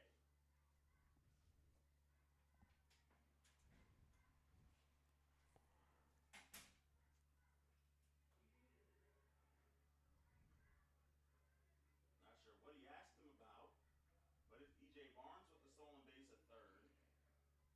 Runners on the corners for the Pioneers, and a 1-1 count to Cooper Burgess.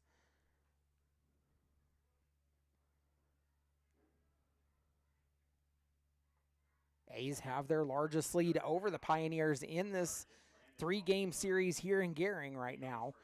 There goes the runner to second, and the throw down not in time. EJ Barnes decides otherwise and stays at third base. So a stolen base for Landis. Back-to-back stolen bases. EJ Barnes almost got picked off at third base. 2 balls, 1 strike, the count to Burgess. C.D. Sharples 90th pitch of the game coming up for Airhorn. It's a ball inside, and it's 3 balls and 1 strike. Lefty Mooser is on deck.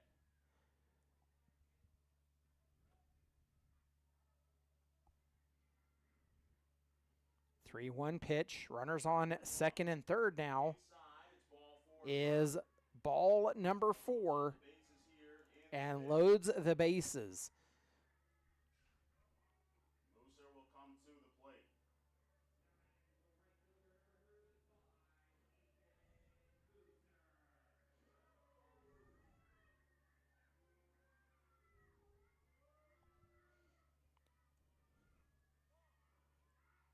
Mooser steps in. He has struck out both times he's been at the plate. Takes a big swing for strike number 1. Needs to put a ball in play here.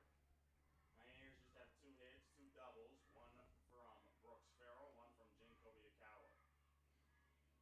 1-0 pitch, or 0-1 is fouled off, by Coach Chris Gavers. and it's now 0-2. Goes in and out of his hand. Barnes off of third, Landis off of second, Burgess off of first. One out here in the bottom of the fifth. Pios trail 4-1.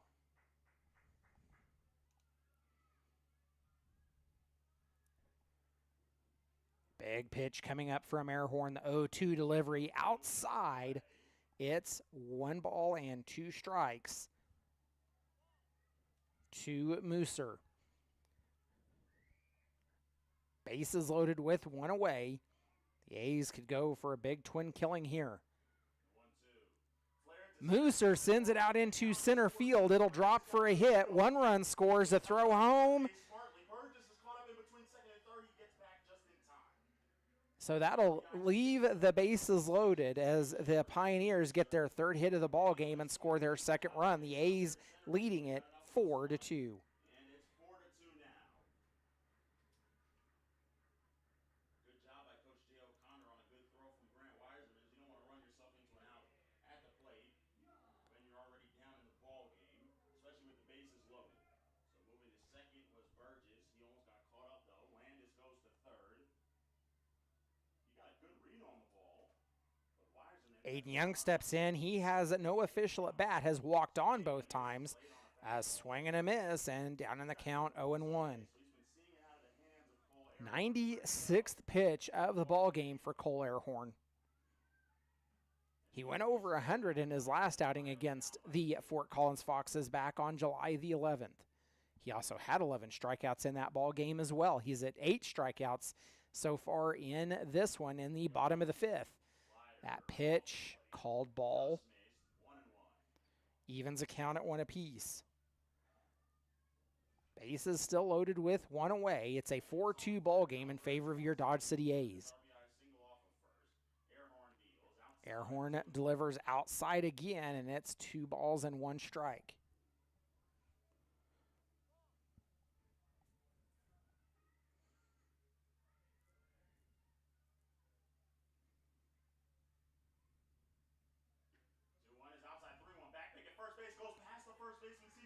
That's going to score a run. Another error by the Dodge City A's. It's an E2 on the catcher. Scoring is Landis. Moving to third is Burgess. 3 balls and 1 strike to count. Make sure Mooser's all right at first base. He got kind of messed up there as he dove back in the dirt right behind C.D. Sharples, who tried to play it like a catcher would on a pitch in the dirt. Might have dove into the legs of Sharples there.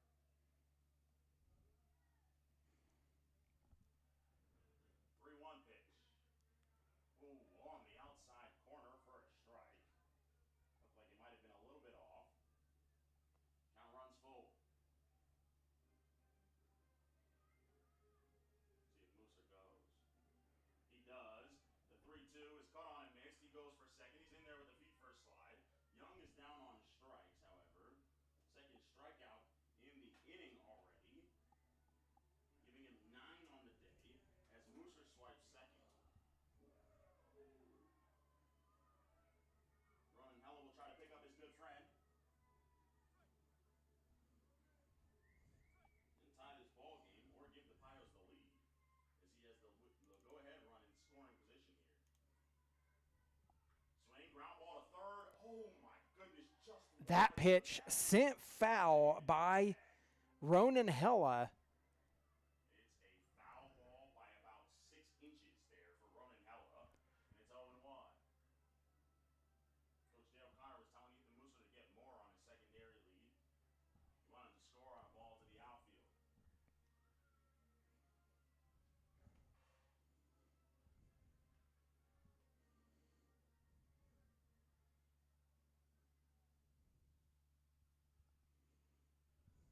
Nobody covering Mooser at second. The 0-1 to Hella, grounded towards short. It goes into the glove of Murphy, who makes a strong throw over to first. Hella grounds to Murphy, and that will end the inning. Pios do get 2 runs, however, on 2 hits. 1 error that allows an extra run to score, and they leave 2 on base. And that will end the inning as we head to the top of the 6th. Back at the top of the order, Weiserman's, Murphy, and McAvoy due up when we return. You've been listening to Dodge City A's Baseball.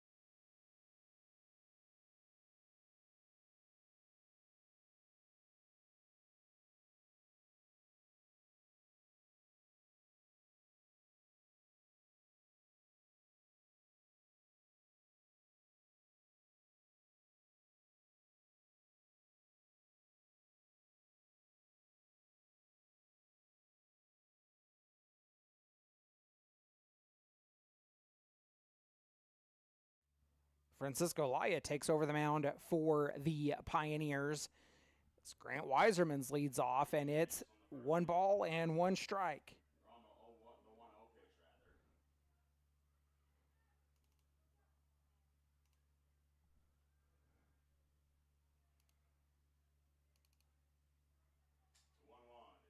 rather. The 1-1 misses in the dirt. 2 balls, 1 strike. The count to Grant Weiserman's. He's 1 for 3. Hit into a line drive his last time up. We've worked our way into the top of the 6th. The A's again clinging to a 1-run lead as that pitch is fouled off to even the count at 2 apiece. Laya working quickly and delivers a ball low. It is a full count. Laya threw that pitch quickly and turns around to his fielders and says, "Hey, sorry, my fault." The payoff pitch from Laya, low, and Grant Weiserman's will draw the walk. Weiserman's on for the second time today.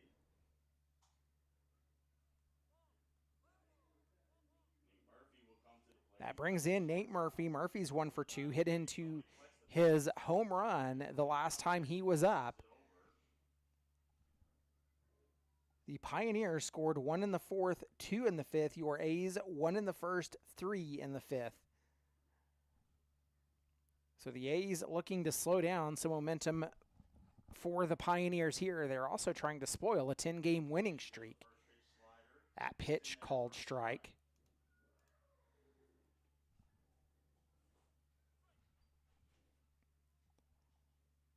The 0-1 delivery. The Pioneers onto their 3rd pitcher of the ball game as Murphy fouls that one off and is down in the count 0-2.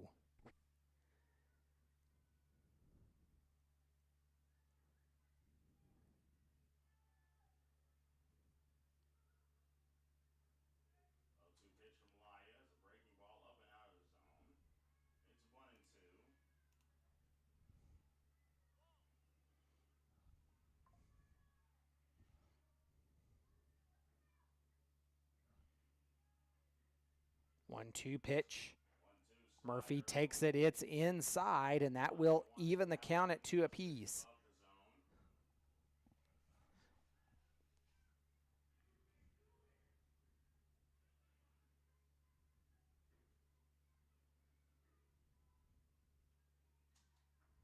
Yanked the 2-2 pitch outside. The count runs full at 3-2.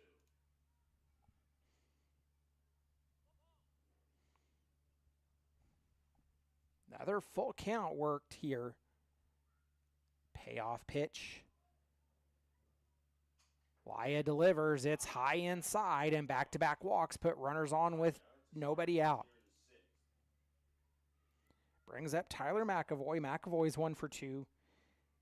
Hit a home run his last time up.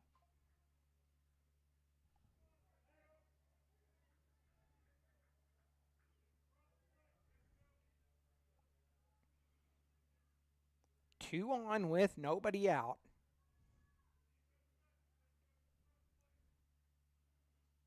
And the pitch will come in. It hits McAvoy on his left shoulder, and that loads the bases. J.J. O'Connor's out to the mound.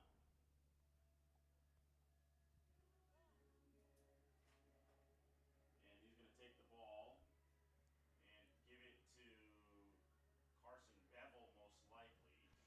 So they're going to make a pitching change, and Laya will go to left field. So we'll come back when Bevel is on the mound. They're going to move Bevel from left to pitcher, and Laya is going to go to left. That will be the changes made by the Pioneers, and we'll take a step aside. We'll be back after this. You've been listening to Dodge City A's Baseball.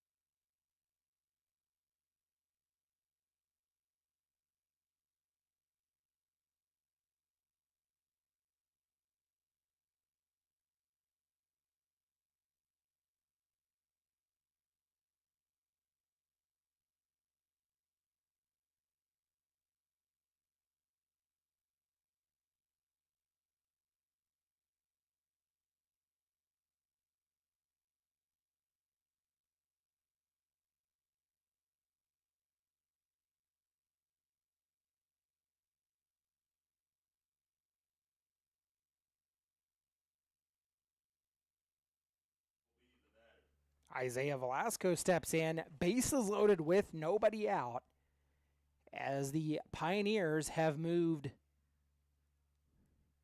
Carson Bevel from left and sent Francisco Laya from the mound out to left field. Bases loaded for Bevel here. Nobody out in the top of the sixth. First pitch is in there for strike one to Velasco.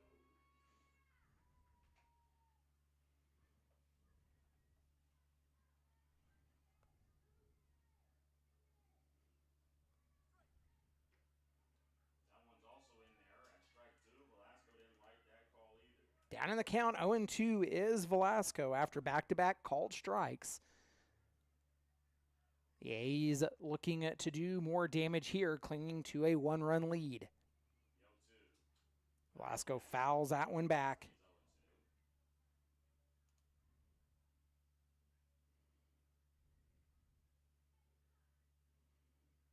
Stays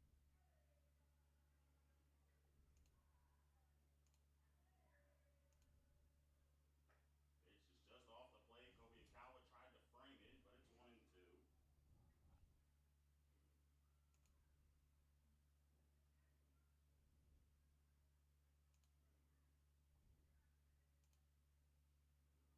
The 1-2 got him swinging. Way out in front was Velasco there. He's down on strikes and out for the first time today. As C.D. Sharples, who's having a rough day at the plate, will come up here with 1 out and the bases loaded.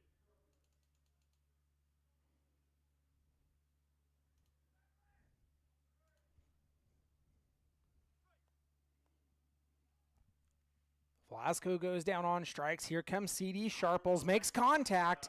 It's fielded to the second baseman. They'll go to second for 1. And they get the double play. Oh, my goodness, as the A's can't get out of the bases loaded and get runs out of it.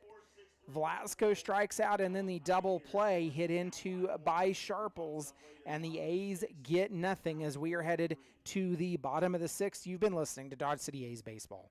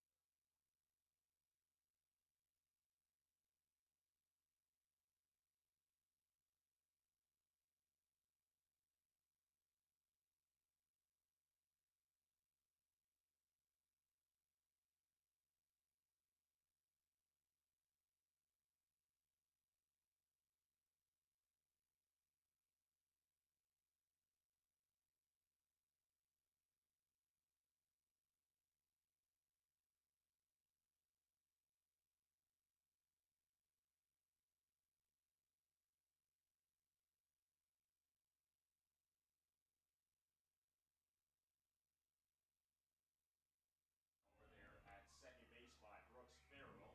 And a good throw from Hella to first base. Got the Pioneers out of the inning.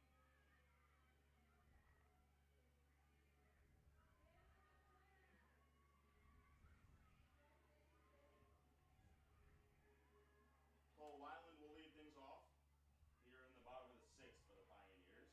It'll be 6, 7, and 8. Weiland, Farrell, and then Bethel.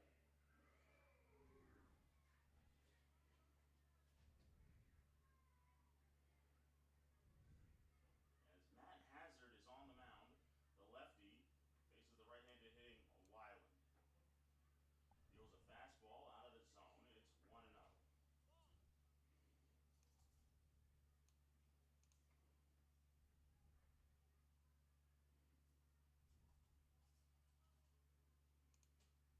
Bethel just needed 6 pitches to get out of that inning. As Weiland swings through that one, it's 1-1.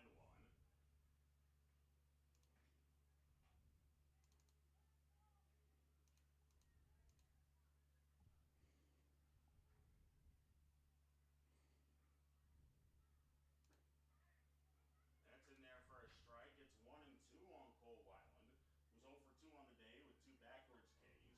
Struck out looking both of his first 2 ABs. Cole Weiland in. He has struck out looking. He's down in the count 1-2. Matthew Hazard takes over the mound for the Dodge City A's. 1-2. Up and off the glove of McAvoy to even the count at 2 apiece.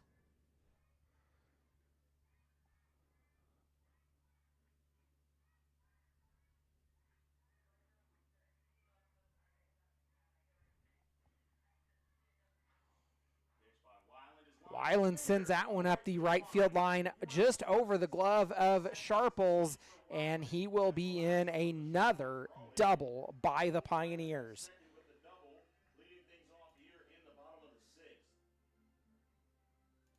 Weiland got a pitch that he was able to put in play and lined it down the right field line past C.D. Sharples. And he stands out at second as the tying run here in the bottom of the sixth with Brooks Farrell at the plate. Remember, the A's had bases loaded with nobody out, and then a strikeout and a double play ended the A's threat. They're clinging to a one-run lead, and the Pioneers now have a runner in second and nobody out. A high flare that falls in, and the home run home is safe. A tie ball game. A good throw by Isaiah Velasco, but the run scores in Cole Weiland, and that'll put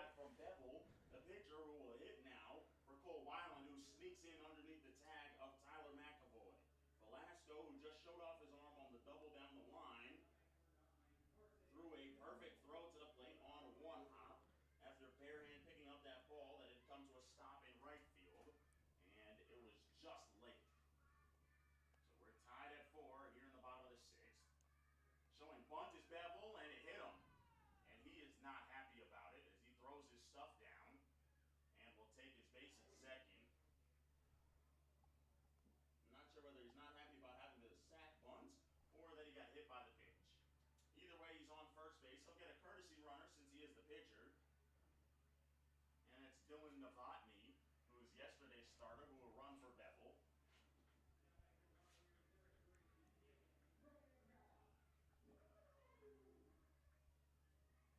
runners on first and second with nobody out. Looks like he's going to show bunt. He does. And that pitch is in the dirt. You see it coming because of the way Kobayakawa usually holds his bat. There's a ball back here that's in play. Laya's on deck because the Pioneers had to get rid of their DH. And oh boy, would you love for Francisco Laya to come up to the plate with runners in scoring position in a tie ball game. Dalian and Sharples are in on the grass. Kobayakawa shows bunt again. He does bunt in front of the plate. Fielded by McAvoy. He has one play at first base. Jin Kobayakawa gets the sack bunt down, something you see that's oh so rare in the game of baseball. Guys usually can't get the bunt down, but Kobayakawa does. He's out 2-4 on the putout. Everybody else moves up to second and third. Boy, if I'm the Pioneers, I'd have everybody out of the dugout ready to give Jin high fives. Because putting a sack bunt down and giving Kobayakawa lays down the bunt. That puts runners now at second and third with one away.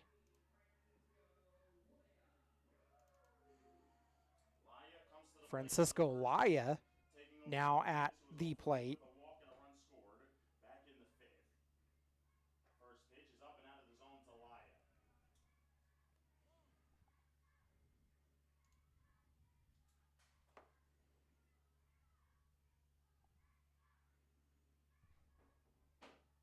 The 1-0 pitch to La Bestia is up high. It's 2-0.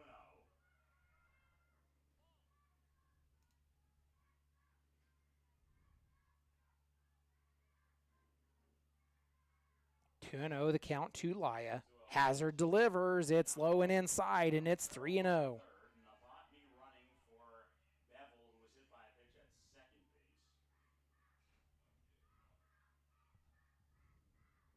Dry heat out here today. It's important for these guys to hydrate. Not really sure how these kids keep it going in the stands.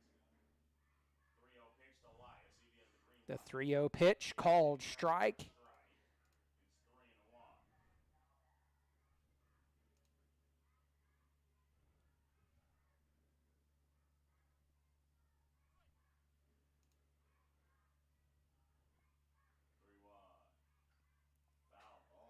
Laya fouls that one off, and the count runs full.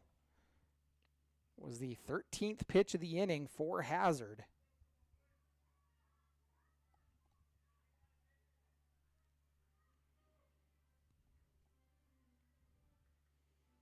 Runners on second and third. It is a tie ball game, 4-4. We're in the bottom of the sixth. Laya sends that one up the third base side. They'll go to third for one. The throw to first not in time, and it's overthrown. Another error by the Dodge City A's, and that'll score another run. Dowling over there at third base. The Pioneers get an extra 2 runs on the E5, both mentally and physically. It'll be an infield single for Laya as he extends his on-base streak. He gets an RBI and goes to second on the E5. So Dalian forgot about the sac bunt. And essentially what happened there was he went and looked at Farrell, decided not to go to the plate. Then he went to go run and step on third base. Laya's going for third. Berg. He got a pitch down the middle, fouled it off. Laya had the bag stolen, and Berg just missed the pitch. Dalian went towards the bag at third base like he was going to be able to step on it. And unfortunately for him, he realized that there was no runner at first base, so it was not a force out situation where he can step on the bag. And by the time he went to throw to Cooper Burgess up. He's 0 for 2, walked on his last time up. Sends that one foul again, and he's down in the count 0-2. mental mistakes for the Dodge City A's as the Pioneers have gotten 1, 2, and 3 in the 4th, 5th, and 6th. So I guess in the 7th we're going to get 4. Either way, they have a 6-4 lead right now. The 0-2 to Berg. Slider on the outside corner at strike 3. He's down on strikes for the second time today. A lot of strikeouts for Dodge City A's pitching. The first of the day for Matt Hazard in response to the 9 that Cole Airhorn had in his 5 innings of work. So that'll bring in Ethan Mooser. 2 out, 1 on for the Pioneers. They've scored 3 in the inning. They lead it 6-4. The first pitch called strike.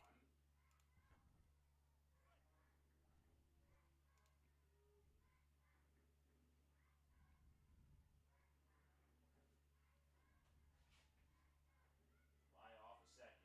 The 0-1 to Mooser. The slider in there for a strike. It's quickly 0-2 on Mooser. Hazard certainly seems like he can pitch. Mooser has struck out twice already in this ball game. He's 1 for 3 with a single. Down in the count 0-2. Mooser,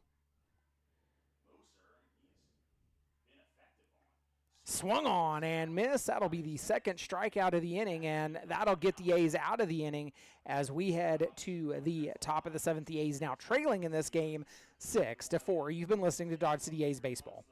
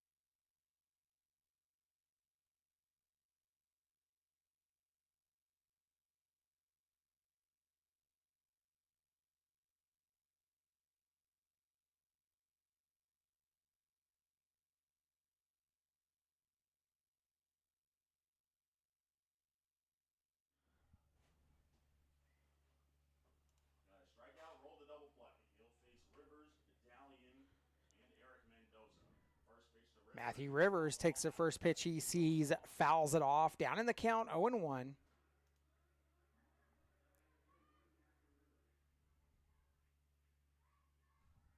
Carson Bevel back on the mound after needing just 6 pitches to get out of the bases loaded jam created by Francisco Laya.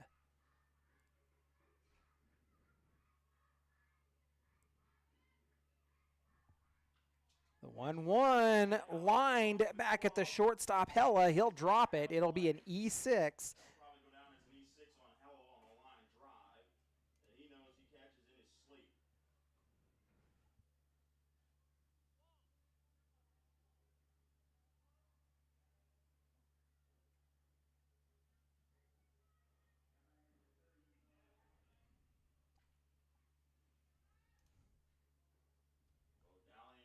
Bodalian steps on. He is 1-for-1, singled the last time he was up. Takes a pitch for ball number 1.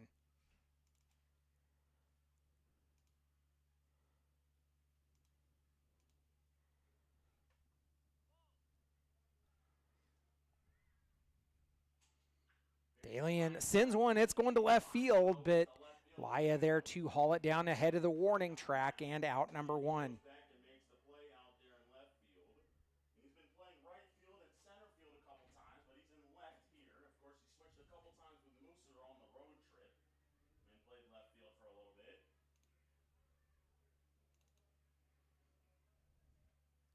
Brings up Eric Mendoza.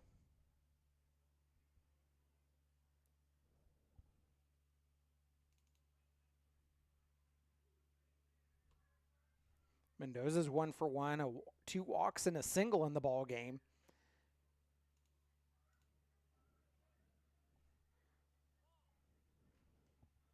A 1-0 count. 1 on, 1 out for the Dodge City A's, who surrendered the lead in the bottom of the 6th, as that pitch is called strike to even the count at 1 apiece.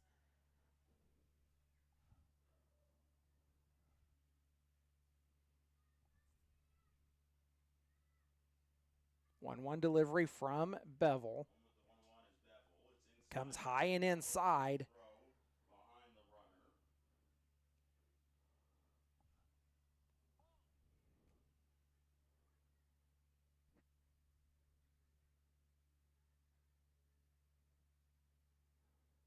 Two balls, 1 strike, the count to Eric Mendoza. Rivers gets a lead off at first, and they will throw down, and they say he's out. Boy, I'm not sure where Matthew Rivers was going as he gets backpicked by Kobayakawa at first base as Young applies the tag. Quickly, there's 2 outs. Mental mistakes in the field, now a mental mistake on the base pass. It's a 3-1 pitch. It's in the dirt, and well, that would have been ball 4. She would have had the tying runs on base. Eric Mendoza, 3 walks today with a single. He's been on base all 4 times. So Eric Mendoza on, and now the A's would have had the tying run on had Matthew Rivers not made a mental mistake and got too far off at first. 2 away with 1 on. In steps Jake Vassell. Vassell's 0-for-1, flew out his last time up, and they throw it over to first again.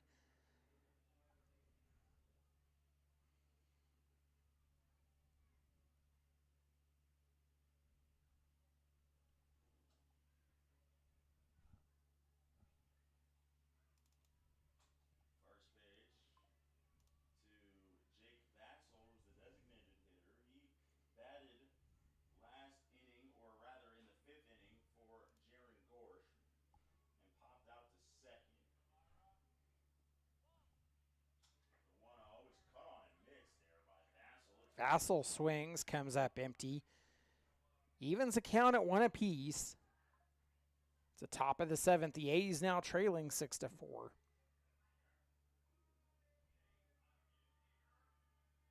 1-1 pitch from Bevel. Up high for ball 2.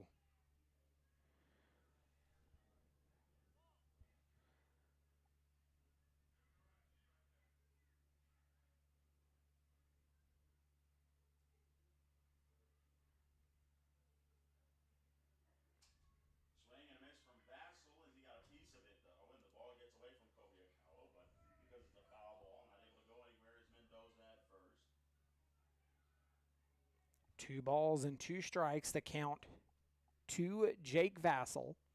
Eric Mendoza on at first. 2 outs for the Dodge City A's. 1 away. Inside, it's full at 3-2, and that'll release the runner at first.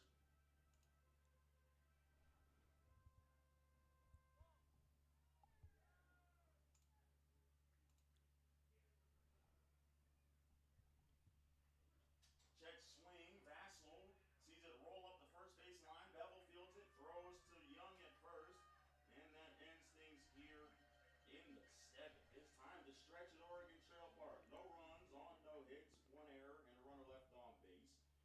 It's time to stretch. The Piles are on top, 6-4. Who's that? Find the most random shit.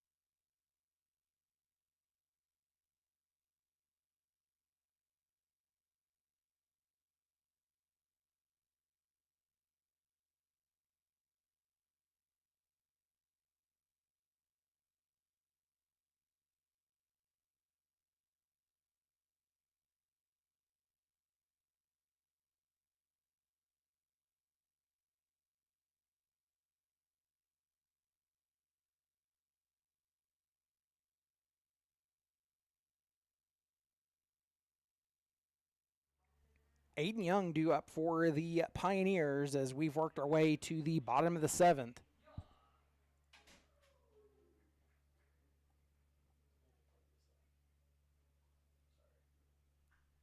First pitch by Young. He lines it. Well, the first base umpire, Tom Day, didn't even see it. Home plate umpire, Lucas Franzen, calls it a foul ball. Young misses a double by about an inch. Aiden Young fouled off the first pitch he sees, called foul. One of those calls that You know there's an outlet right by your dugout, right? Really? Yeah. I was looking, but You leave the dugout, you turn right, those little things on the wall are outlets. we should check those. That's a cool looking one. I knew you was going to say that. 0-1 pitch to Young. the 0-1 misses high, and it's now 1-1. Running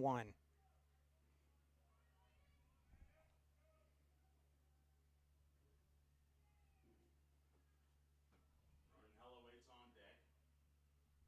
Hazard deals a 1-1. That's in there on the inside part of the plate at the knees of Aiden Young. It's 1-2. Nobody in the bullpen for the Pioneers. This is Carson Bevel's game. Especially with the Pioneers having the lead. The 1-2 pitch is a breaking ball. Up high. It's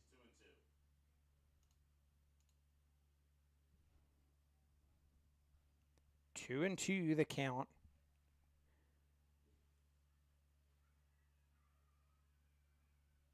2-2 pitch.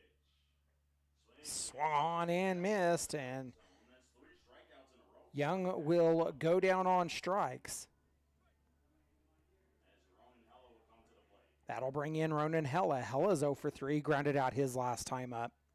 Hello had a chance to give the Piles the lead. 1 away for the Pioneers, who lead this ball game 6-4. Comes to the plate here with nobody on. The A's 1 in the first, 3 in the 5th for their 4 runs. The Pioneers 1 in the 4th, 2 in the 5th, 3 in the 6th. Showing bunt with Dalian back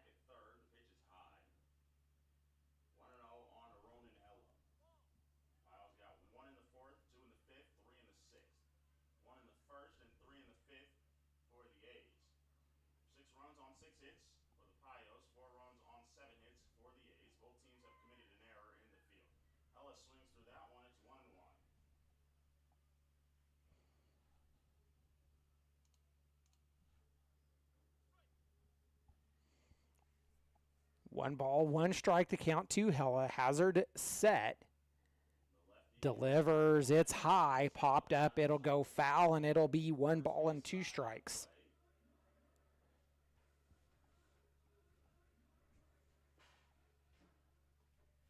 Temperatures are rising here. It's up to 86 now after we started at 77.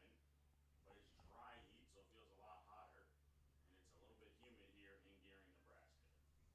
Bottom of the 7th, Piles on top 6-4. 1-2 count to Hella. Hazard is set at the belt and deals. Hella gets a swing and comes up empty. The second strikeout of the inning, the second out as well. Mooser Young and Hella now, and gets the second out in the 7th, does the left-handed. That brings in Cole Weiland. He's 1 for 3, doubled his last time up, has 2 strikeouts as well. Matthew Hazard has thrown 29 pitches. 20 have been in 4 strikes. Before doubling down the right field line over the head of C.D. Sharples. First pitch Outside corner from Matt Hazard. So the Pilots didn't called see him in June. strike. He's been effective on the mound so far.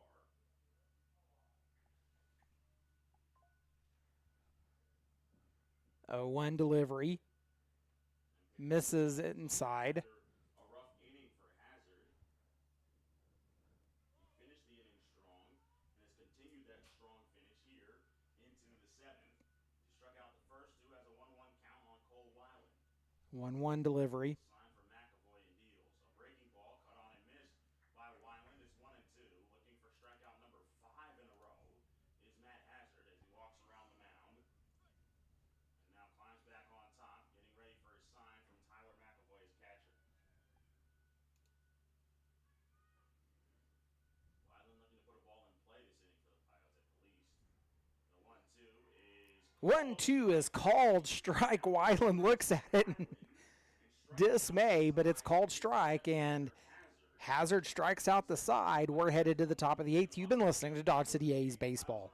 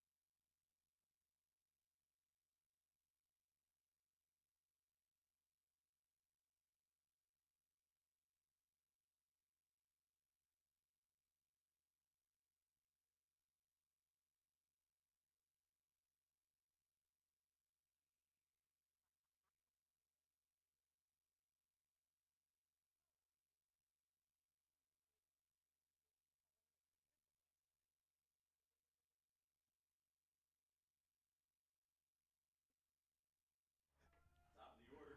Grant Weiserman's lead things off. Pilots are on top 6-4 here. Back at the top of the order with Grant Weiserman. He'll take the first pitch he sees from Carson Bevel. It's down for ball number 1. Weiserman's is 1 for 3, walked on his last time up. Scored one of the 4 runs today. It's the top 4 guys in the order that have scored the runs. Weiserman's chops that one. It's up the line, fielded by the pitcher Bevel. Throw down to first to complete the out. 1 away for the Dodge City A's. Bevel here, as he's been pitching to contact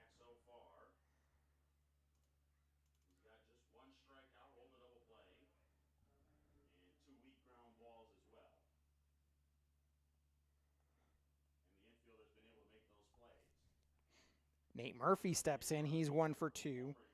Has a home run and 2 walks. Pitch in for ball number 1.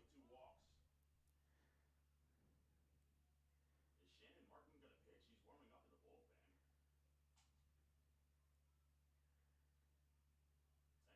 who usually bats leadoff is throwing down in the bullpen as Murphy takes low,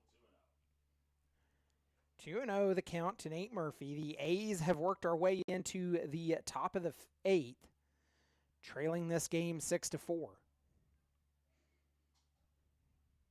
pitch is in the dirt. 3-0 on Murphy.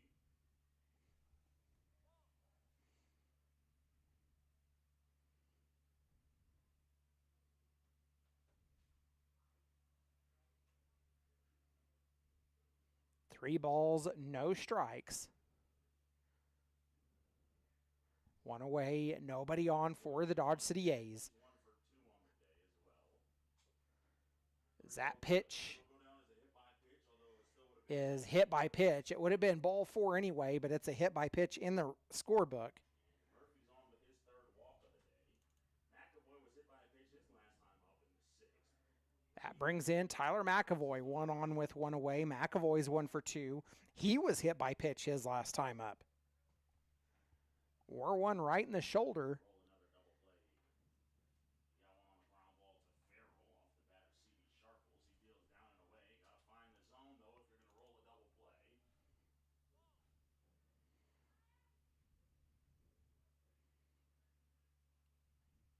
1-0 pitch coming to McAvoy. Pitch hit the bat. That's Hit strike the 1. bat. That's a great way to earn strike 1 in an at-bat if you're Carson Bevel. He gets a pitch to hit the It was a bat of pitch that was way up over his head, hits his bat. It's strike 1. to the mound.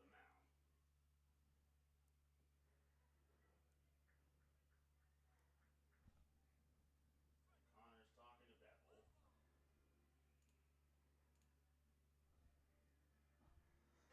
McAvoy shaking his head, and that one didn't drop the bat, and so it went over his head and hit his bat for strike 1.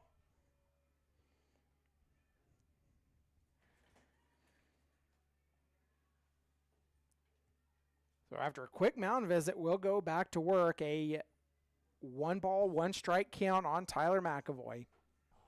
Nate Murphy on at first for the Dodge City A's.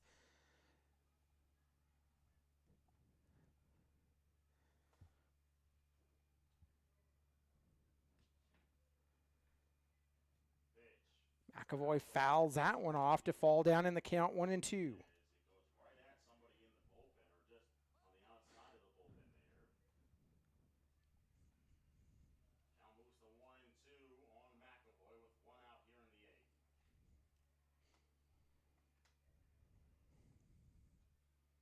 Kobayakawa sets up low.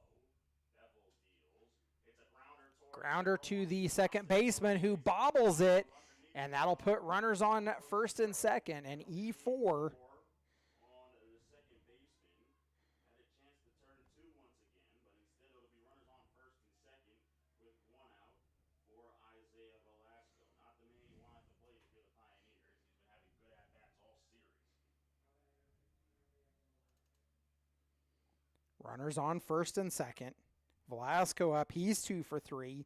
A single and a double in the ball game. Courtesy runners down Roberts for McAvoy at first base. Pitch from Bevel is outside to Velasco. 1-0 count. Velasco drilled the ball to left center field. Got an RBI double out of it, which scored McAvoy. The 1-0 is Velasco fouls that one off, and it's now Velasco. 1-1. And it's 1-1 for the Cal Berkeley kid.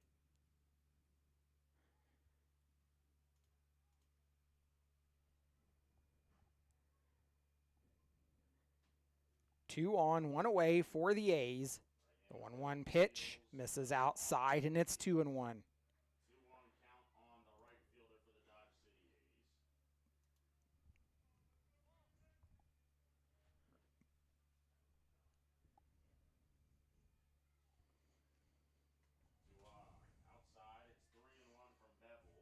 Bevel misses outside again. The count 3 balls and 1 strike.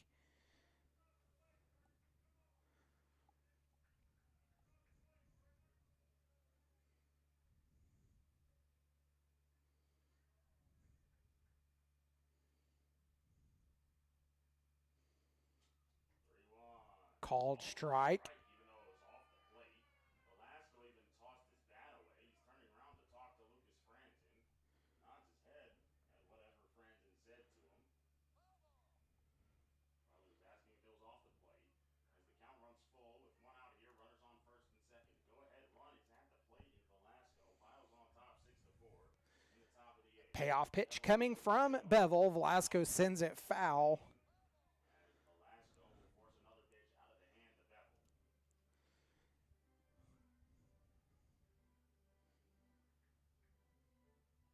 Eighth pitch of the at-bat for Isaiah Velasco. Runners at first and second ahead of him. Murphy at second, Roberts at first. And it is ball 4, and it will load the bases. Now for the Payos, as its bases loaded, second trip to the mound in the inning means that it's a pitching change. As Bevel's day will be done. Did a good job of getting out of the inning, however, when he first came into the ball game. And now he'll ask Bryce Peterson to do the same. So the Pioneers going to make the pitching change. I'll go to Bryce Peterson. We'll tell you about it when we return. You've been listening to Dodge City A's Baseball.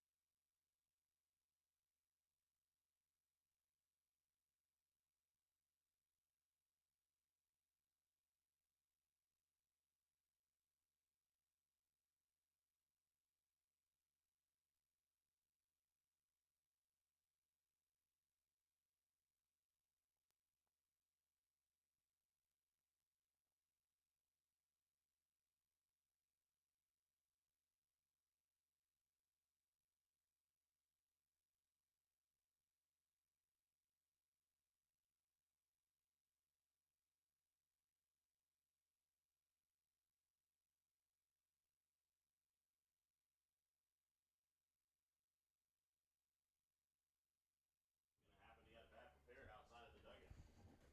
0-2 on Sharples here.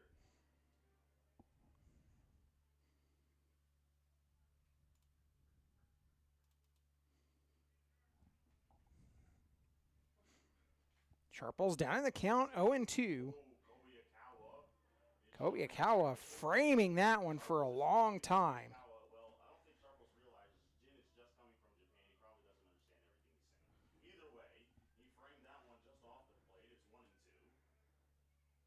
1-2 the count to Sharples. The pitch Flair sent comes with foul He's again. in foul territory. He lost it in the sun.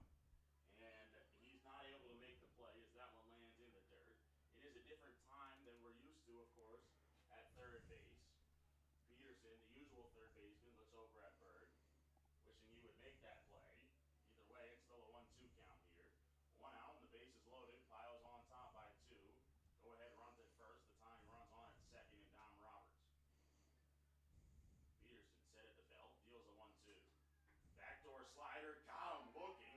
Sharples is saying that pitch is out and he just got tossed. He's arguing balls and strikes, and Lucas Franzen just tossed him, and Sharples is still going. Coach Ryan Spear is coming in to talk to Lucas Franzen here as C.D. Sharples, the first baseman, just got tossed for arguing balls and strikes here. The second guy tossed on the road trip for these Dodge City A's. And Sharples is still talking now as he goes down the steps of the dugout. Coach Chris Isaacs is having to push him down the steps. Ryan Spear turns around, tells him to go. Don't need any more. The first guy that we've had thrown out here at Oregon Trail Park, E.J. Barnes, was thrown out at game day. Fans singing, hey, hey, hey, nah, nah, goodbye, as Sharples is down on strikes and ejected from this ball game.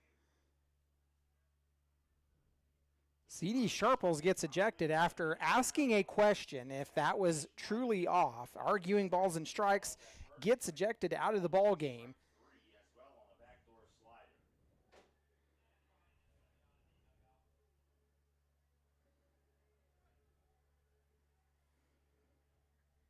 Sharples gets rung up, and then he gets tossed. Still bases loaded. 2 away, bases loaded. That brings in Matthew Rivers. Rivers takes the first pitch down low for ball number 1.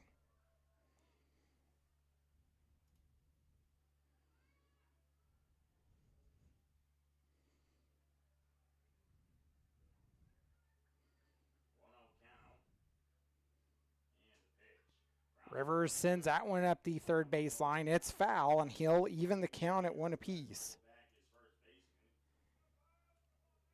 See what they do in the bottom of the inning when the Pioneers are at the plate. I'd assume Rivers will go to first. He might insert Shannon Martin in left. The 1-0. That pitch called strike, and Rivers down in the count now, 1-2. Bevel left Peterson with the bases loaded and 1 out. After Bevel entered with the bases loaded and nobody out. Peterson deals a 1-2. Leaning into that one and almost getting hit by the pitch was Matthew Rivers. Would have been interesting to see if the umpire would have given him the base, because he leaned into that one for sure. It's 2-2 here. The bases are still loaded. 2-2 pitch. Peterson delivers. It's outside and ball 3. Off the plate, Kobiakawa tried to get the frame. Boy, wouldn't it have been great if Kobiakawa had answered C.D. Sharples after he talked to him and he probably didn't understand earlier on the frame? 3-2, merry-go-round will start, and the pitch. Slider cut on and missed. Down on strikes is Matthew Rivers will go down on strikes. The A's will leave them loaded. And we are headed to the bottom of the 8th. You've been listening to Dodge City A's Baseball.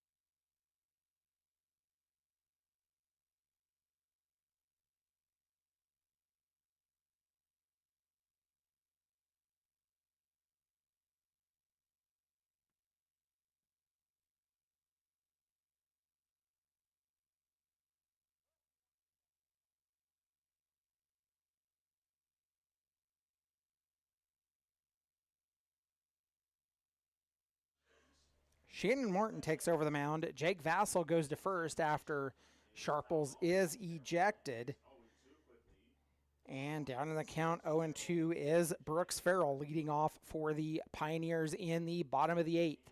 The A's trailing it now 6-4. 0-2's in the dirt. And boy, C.D. Sharples is still hot. He's been walking around.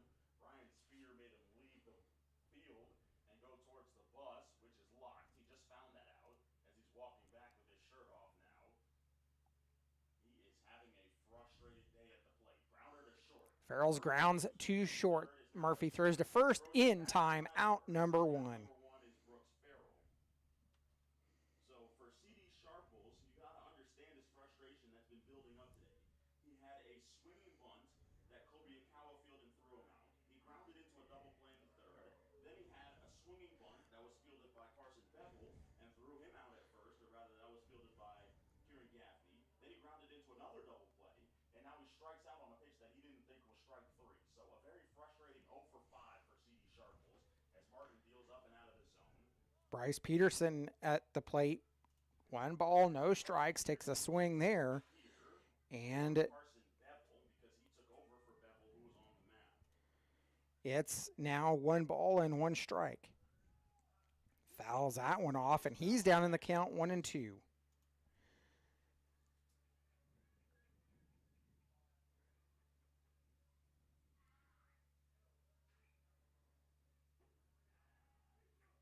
on strikes is Bryce Peterson. If there's a little bit of chirping going on from this Dodge City A's, we're not going to have a repeat of what we had back in June, are we? This is a team on a 7-game losing streak.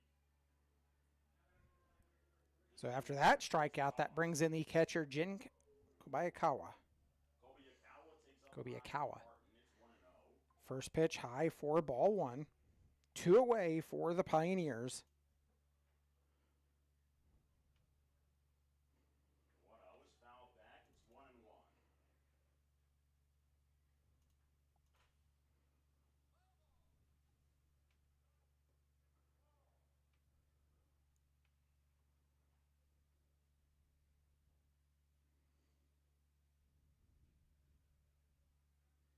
Hazard struck out 5 in his 2 innings, but he gave up 3 hits and 3 runs in that first inning and walked 1 as well as he went 2 innings. He's in line for the loss as of right now. Martin deals outside 2-1 to Kobe Akawa.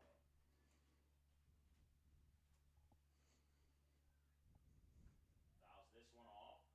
It just goes over the screen and out of play. It's 2-2. Martin looking for a 1-2-3 inning here and to get his team in the dugout. The 2-2 pitch coming from Martin. Kicks, fires, goes high, and it's a full count.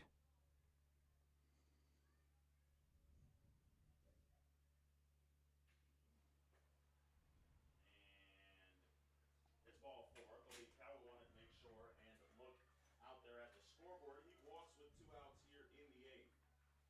And Francisco Laya will come to the plate. E.J. Barnes will run at second. Will run at first for Kobe Akawa. He said something to Tyler McAvoy, who's from Fontana, California.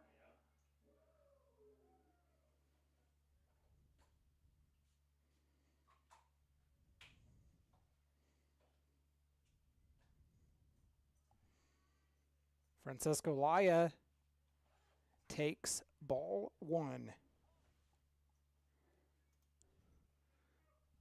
E.J. Barnes at first for the catcher, Kobayakawa, as that pitch misses outside, and it's 2-0.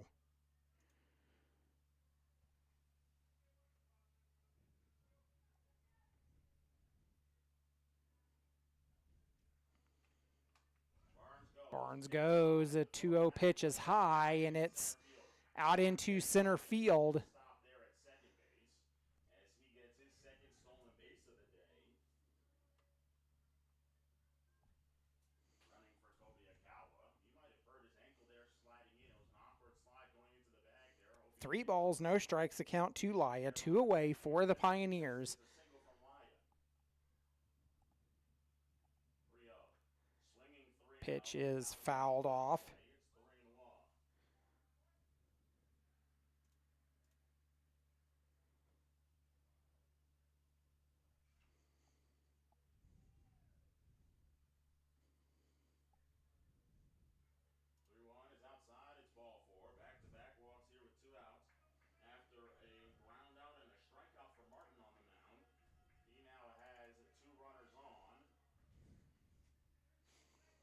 2 on with 2 away. Coach Chris Isaacs has to wait till Laya gets to first base. He jogged halfway, now he walks, and now he'll let him go. Since Francisco Laya wanted to take his sweet time getting down to first, Chris Isaac delayed and going to go out and have a conversation with Shannon Martin on the mound.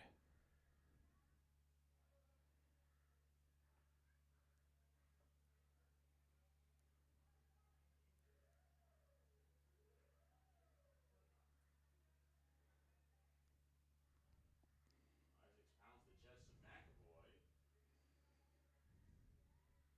as he returns to the dugout. This mound visit is over. We'll go to work. 2 runners on, 2 away for the Pioneers.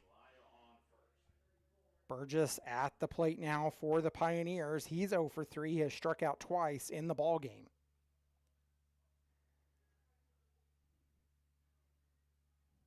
First pitch from Shannon Martin is swung on and missed. Has Burgess down 0-1.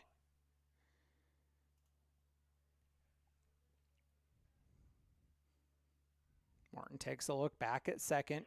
The 0-1 is sent into center field. Weiserman's backtracking to the wall. It's over. This ball is gone. Cooper Burgess with a 3-run shot to dead central, 385 feet away from home plate. And Big Bird. Well, he hit it out in this ballpark at 385. At Cavalier, that ball's still fair and in the ballpark. Bird got all of that one out over the plate, and he drove Shannon Martin's 3-run. So that is a 3-run shot, and the Pioneers now lead at 9-4. Of that Platte Valley Company's sign, and the Pios have a 9-4 lead.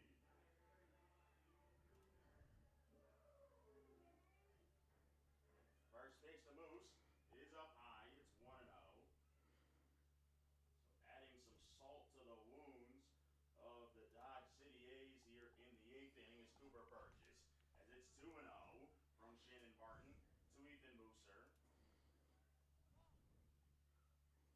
2 balls, no strikes. Mooser sends that one. It's popped up into foul territory. Dalian can't see it. Same thing like Burgess had in the top of the inning.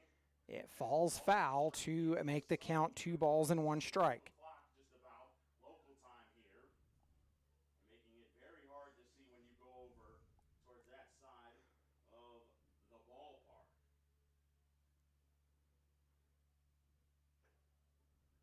No one's in there. 2-2 on Mooser here in the 2 balls, 2 strikes to Mooser. A little breathing room for Bryce Peterson, who most Martin has thrown 25 pitches in this inning. 13 have been strikes as that pitch misses low, and it's another full count.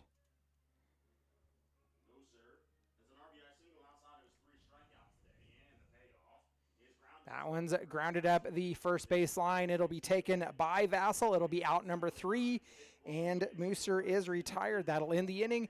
We're headed to the top of the 9th. The A's trailing 9-4. You've been listening to Dodge City A's Baseball.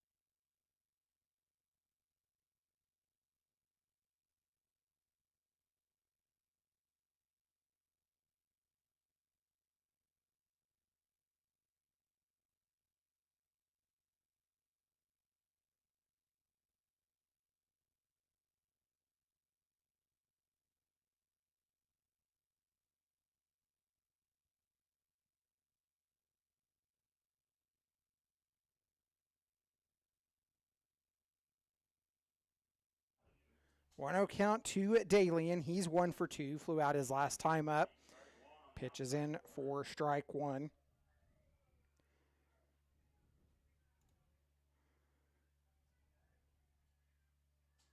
1-1 is a front hip slider.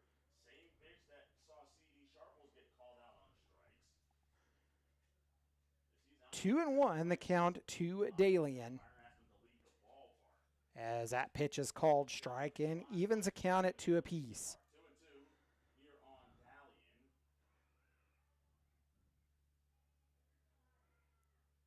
The 2-2 pitch outside.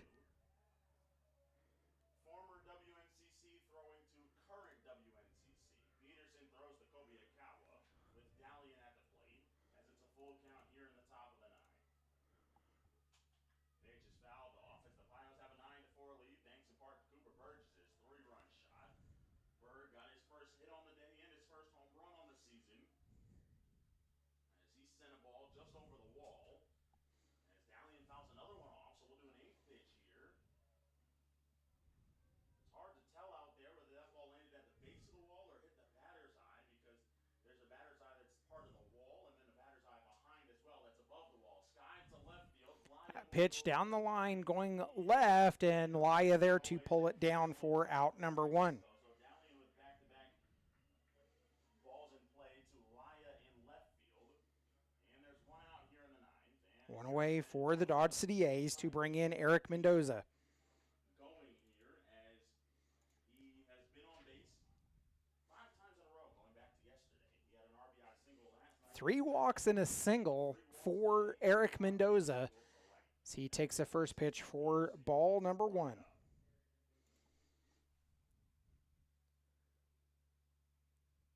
1-0 delivery. 1-0 misses down and away. 2-0. It's 2-0. Setting up inside here is Kobayakawa. The 2-0 finds the zone and is over the heart of the plate at the knees of Eric Mendoza. It's 2-1. Dixon deals the 2-1. Just got a piece that Mendoza fouls it off. Mendoza fouls that one off. Evens a count at 2 apiece. The A's are down to their final 2 outs and in danger of falling into an 8-game losing streak. Front hip slider just missed from Peterson. It's 3-2.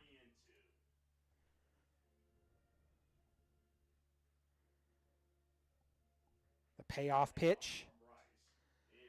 Tapped. It's going to the second baseman. He'll flip over to first. Out number 2. And retires Mendoza. Almost like he was turning a double play up the middle. He flipped it towards Aiden Young as he was on the move. Didn't really want to throw that ball because he was getting pretty close to the first baseman. 2 down as Aiden Young signals out. 2 away for Jake Vassell. Or the Dodge City A's.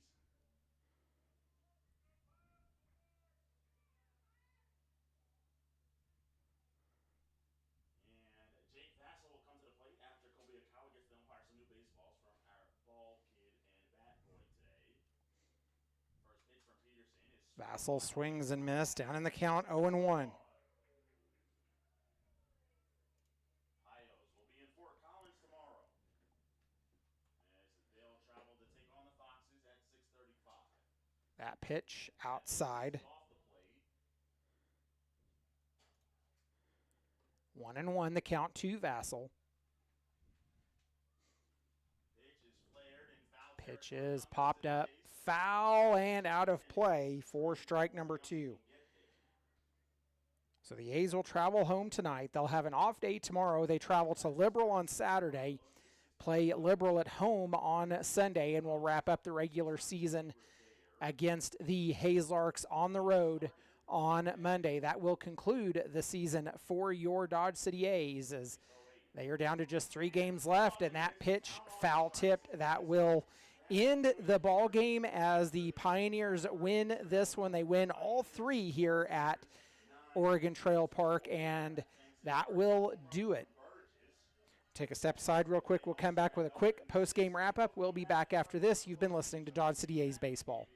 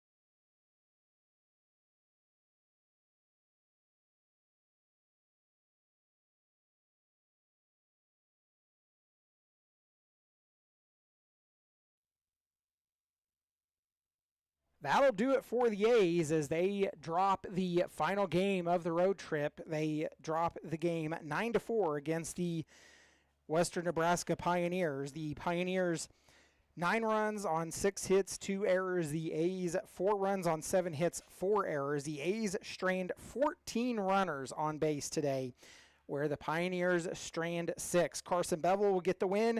Matthew Hazard takes the loss. That'll wrap it up for this one. I am Justin Hergert. For this ball game, we will be back in action Saturday night as we travel to Brent Gould Field to take on the Liberal BJs. The A's down to their final 3 games of the regular season. I am Justin Hergert saying farewell and goodbye. Thank you from the entire A's board and organization for following along. You've been listening to Dodge City A's Baseball.